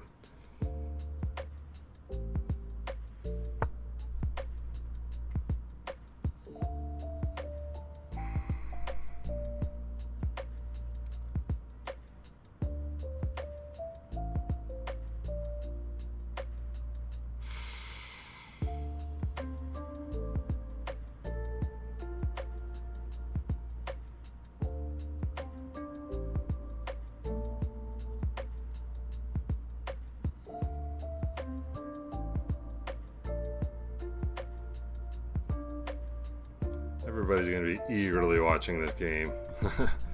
That's just finished.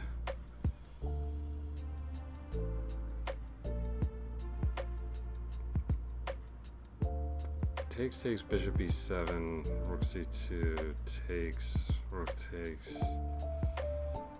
That's got to be losing.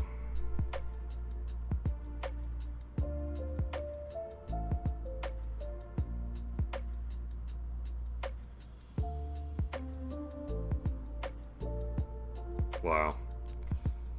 I mean, I was definitely right to play on.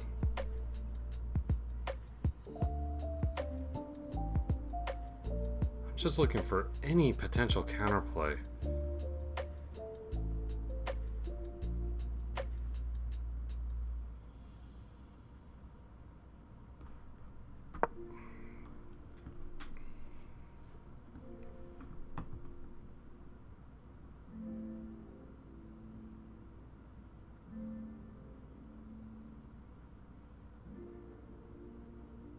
Oh, were you? I found, yeah. I was honestly happy, like, just given this whole situation, playing online, pretty fast time control, that I even found that idea and broke that blockade and made some progress. I figured there was something there, but it was that endgame was frustrating to play.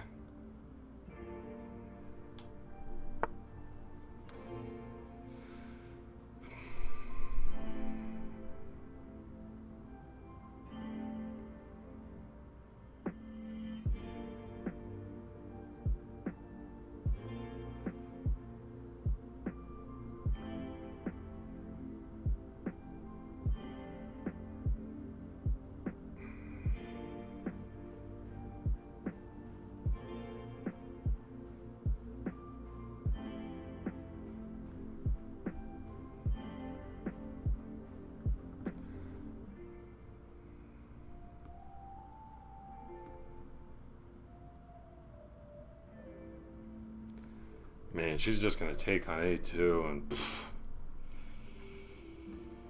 I feel like I gotta make love for my king somehow. But I think a long term I'll need the king in defense of the f2 pawn.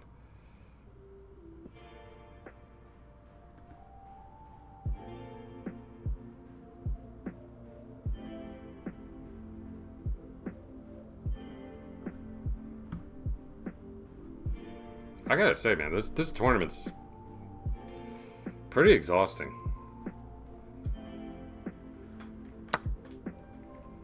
Alright. Well,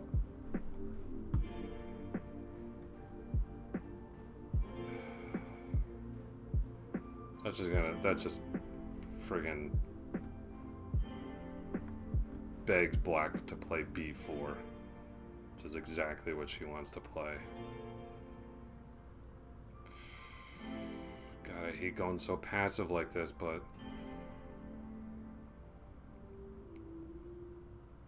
well, the bishop's all right. Let's do this. Oh wait, does she have ruh-roh?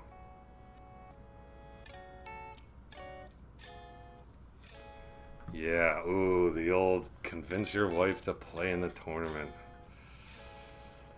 I actually didn't need to do it for my one tomorrow because she was actually supposed to be away with my daughter. But now they're going to be home, but it's already been agreed to, so there's no issue.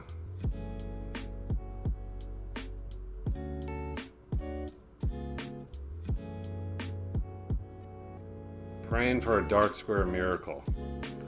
Come on, baby. Come on, dark square miracle.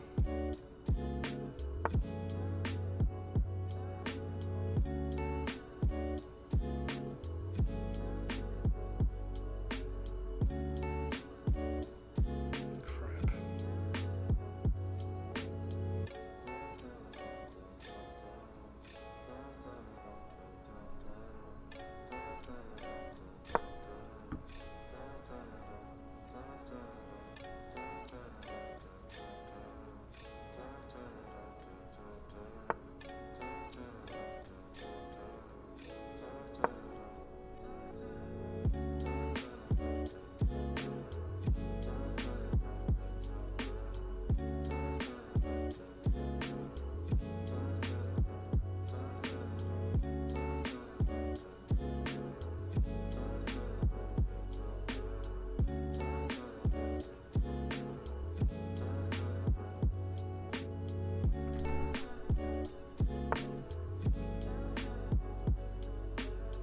Oh, just yeah. In a time scramble, maybe. In a time scramble, you just put the bishop on h6. Let the tournament director figure that out. Yeah, maybe.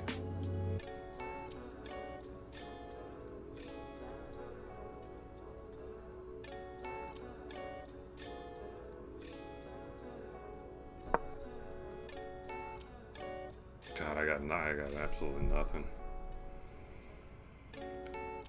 Oh, losing that pawn. Well, in particular the exchange, but really that pawn, man. I just didn't. That's a real shame.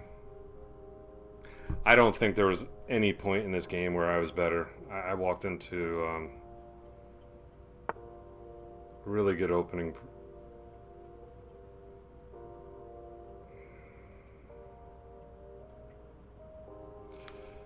What a move.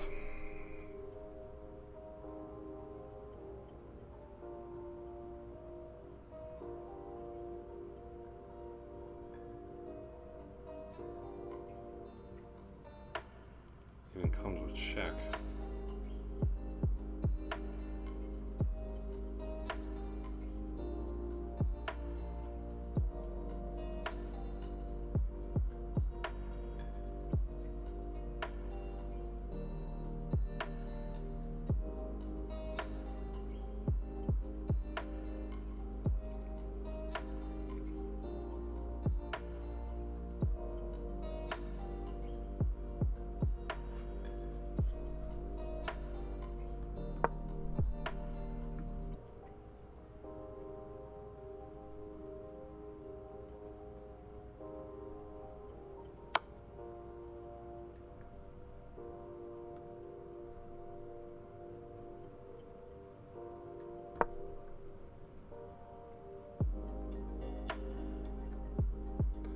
I'm not giving up.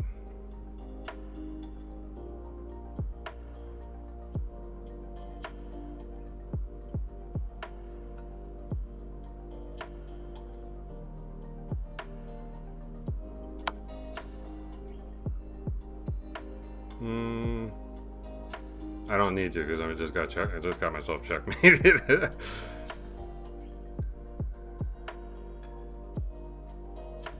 All right, let's put that one on the board.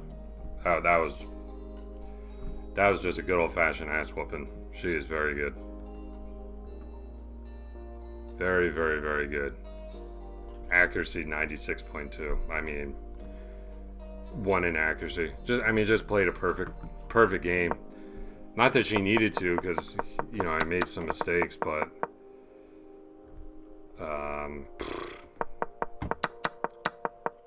yeah, man. What do I do here? Just rook d1. That was too cooperative. I was just worried about this, but I guess it's not a big deal. Just maybe look to undermine the structure or something. Yeah, I kind of got spooked based on an over-the-board game I had where that happened, but it was a different line. Oops.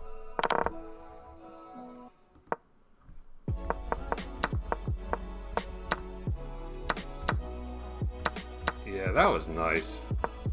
I thought I was doing okay here, though. Yeah, I needed to bring the rook there to prevent queen f4. That's the winning move right there. Yeah, and that was a good shot. I mean, I played the best practical moves I could, but yo, Marin Tamori, thanks for following. Welcome to Team MVP, dude. We're about to wrap up here. I've been playing for a long time. This is probably my longest stream ever. Oh yeah, we might tie for third. Well, that will just come down to the tie break. Oh, we do have the same tie break.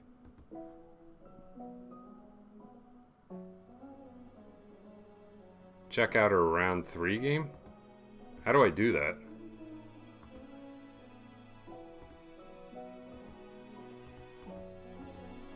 Round 3 game. 99.9?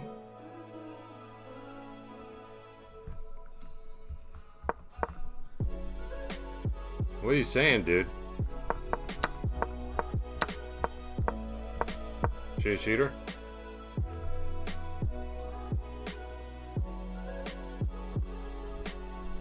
Well, the nice thing about these tournaments too, not only are you less likely to encounter any fair play issues, but just found it interesting. Yeah, not to say you can't encounter fair play issues. Of course you can. They deal with it even on Title Tuesday. But this whole tournament is subject to a fair play review, which is really nice. It's not like you have to individually report people. They do a complete fair play analysis on this, so just gives you confidence about that. Yeah, what can I say? I just got my butt whooped in that game. Are there any games left going on? There's one more. All right, let's stick around to see how they handle the tiebreak. Maybe we came in third.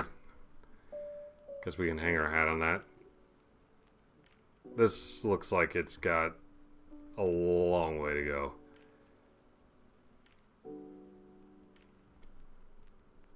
Show her accuracy for the tournament again. Yeah. 96.2, 96.8, 99.9 against the players above 2,000. Against the players under 2,000, 84.3 and 82.9. Can you see that, Mike?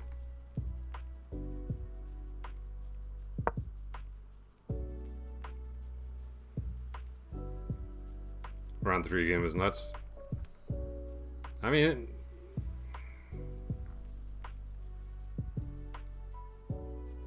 you know, clearly she's a good player, but yeah, they are. Yeah.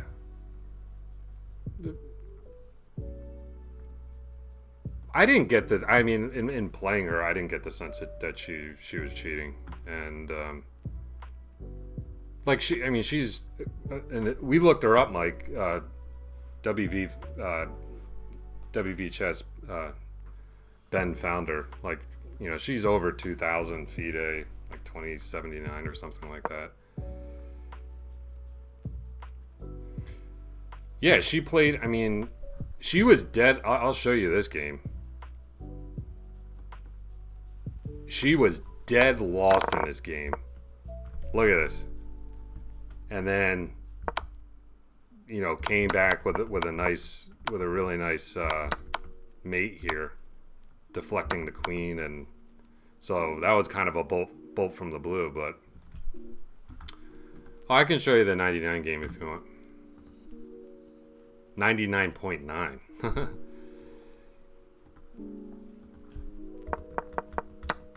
Yeah, so it's a Petrov, which is, you know, totally computer approved. I've had some Berlin games where my opponent has gone wrong, and I've gotten a quick checkmate, and I've had accuracies that high. Ooh, that's a nice move. Bishop e4. Allowing the pawn to be captured. Taking on a bishop sacrifice. How quickly did she play this?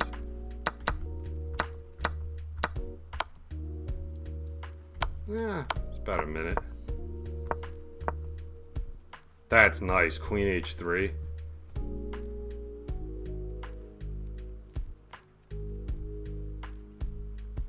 Is that like a known trap that White fell for? Perhaps. Yeah, maybe she's had that a couple times. Yeah, me too, Mike. And yeah, I don't like going there initially. All right, looks like White's bringing home the bacon in this one. GM Hummus, what's he on? On 2 of 4, so finish above him. I'm just I mean, all you can ask for in a tournament is to be paired with, be on the top board with a chance to win, and I had that. I just I have a lot of work generally to do at the Grunfeld. You know, I know that I'm playing a very critical, a very ambitious line right now. This Russian variation, and I just haven't put the work in there yet. So, but I am getting, this has been happening to me over the board too. Just getting a little caught out in that line.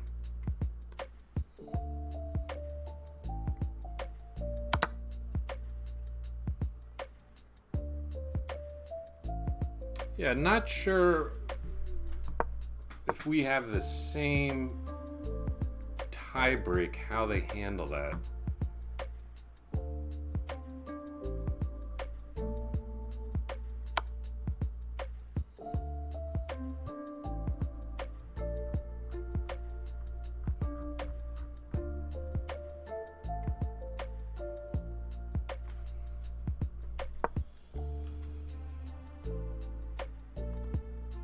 Guess this guy likes the Kansas Jayhawks. You know who beat the Jayhawks in 2003, don't you? I don't have any Syracuse gear right here. Oh, hold on.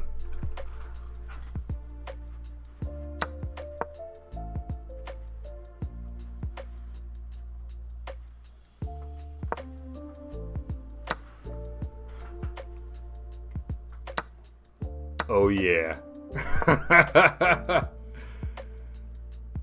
We got Kansas in 2003, man. That seems like an eternity ago. I was a freshman in college. 21 years. Psh. Yeah, short games do have huge accuracy, especially when you play something like the Petrov or the Berlin. Oh my god! Oh. Almost blew it. Oh, you're outside the square, dude.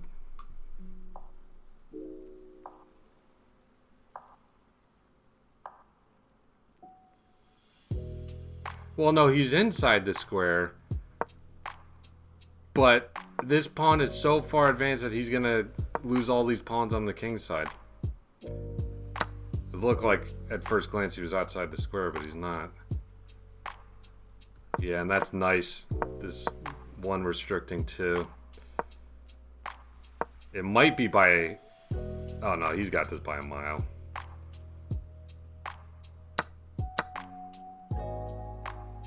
Oh, that's a bad loss.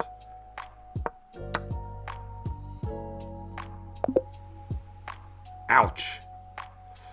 Yeah, okay, so that pushed us to 11 and a half tie break, so we just eked it out against Marin there. So third place in this tournament, we'll definitely take it. And again,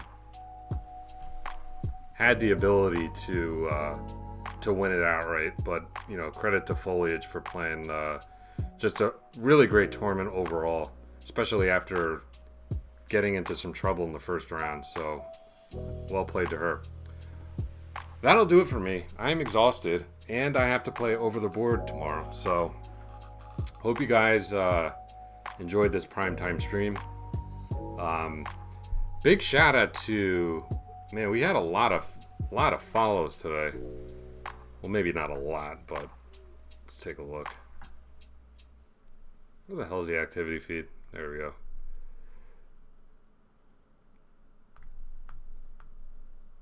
Yeah, so big shout out to Mike Saylor. Really appreciate you stopping by, man, and chatting with you. That's awesome. Be sure to come say hi on other streams too. It's great having somebody of your strength in the community. Bad at chess. Unknown user. I guess that was the dude. Oh yeah, Mace, who we had to time out. Vaheg and Marin, thank you all for following. Welcome to Team MVP. Really appreciate you guys coming and checking out the stream. Let's just go to the chat. John Quick, Strobix, Lamb Sauce. We had a lot of people check in. And of course, our loyal team MVP, Ben, WV Chess. Really appreciate you hanging the entire tournament, man. That was awesome. Thanks for doing all of that detective work on uschess.org. Really appreciate it. It's nice knowing who you're playing and everything. Thanks. Yeah, so playing in the tournament tomorrow. Of course, I'll do a recap of that event on the stream as well, probably next week. Hope you guys have a great weekend. Thanks for being members of Team MVP. I'll see you soon. Bye.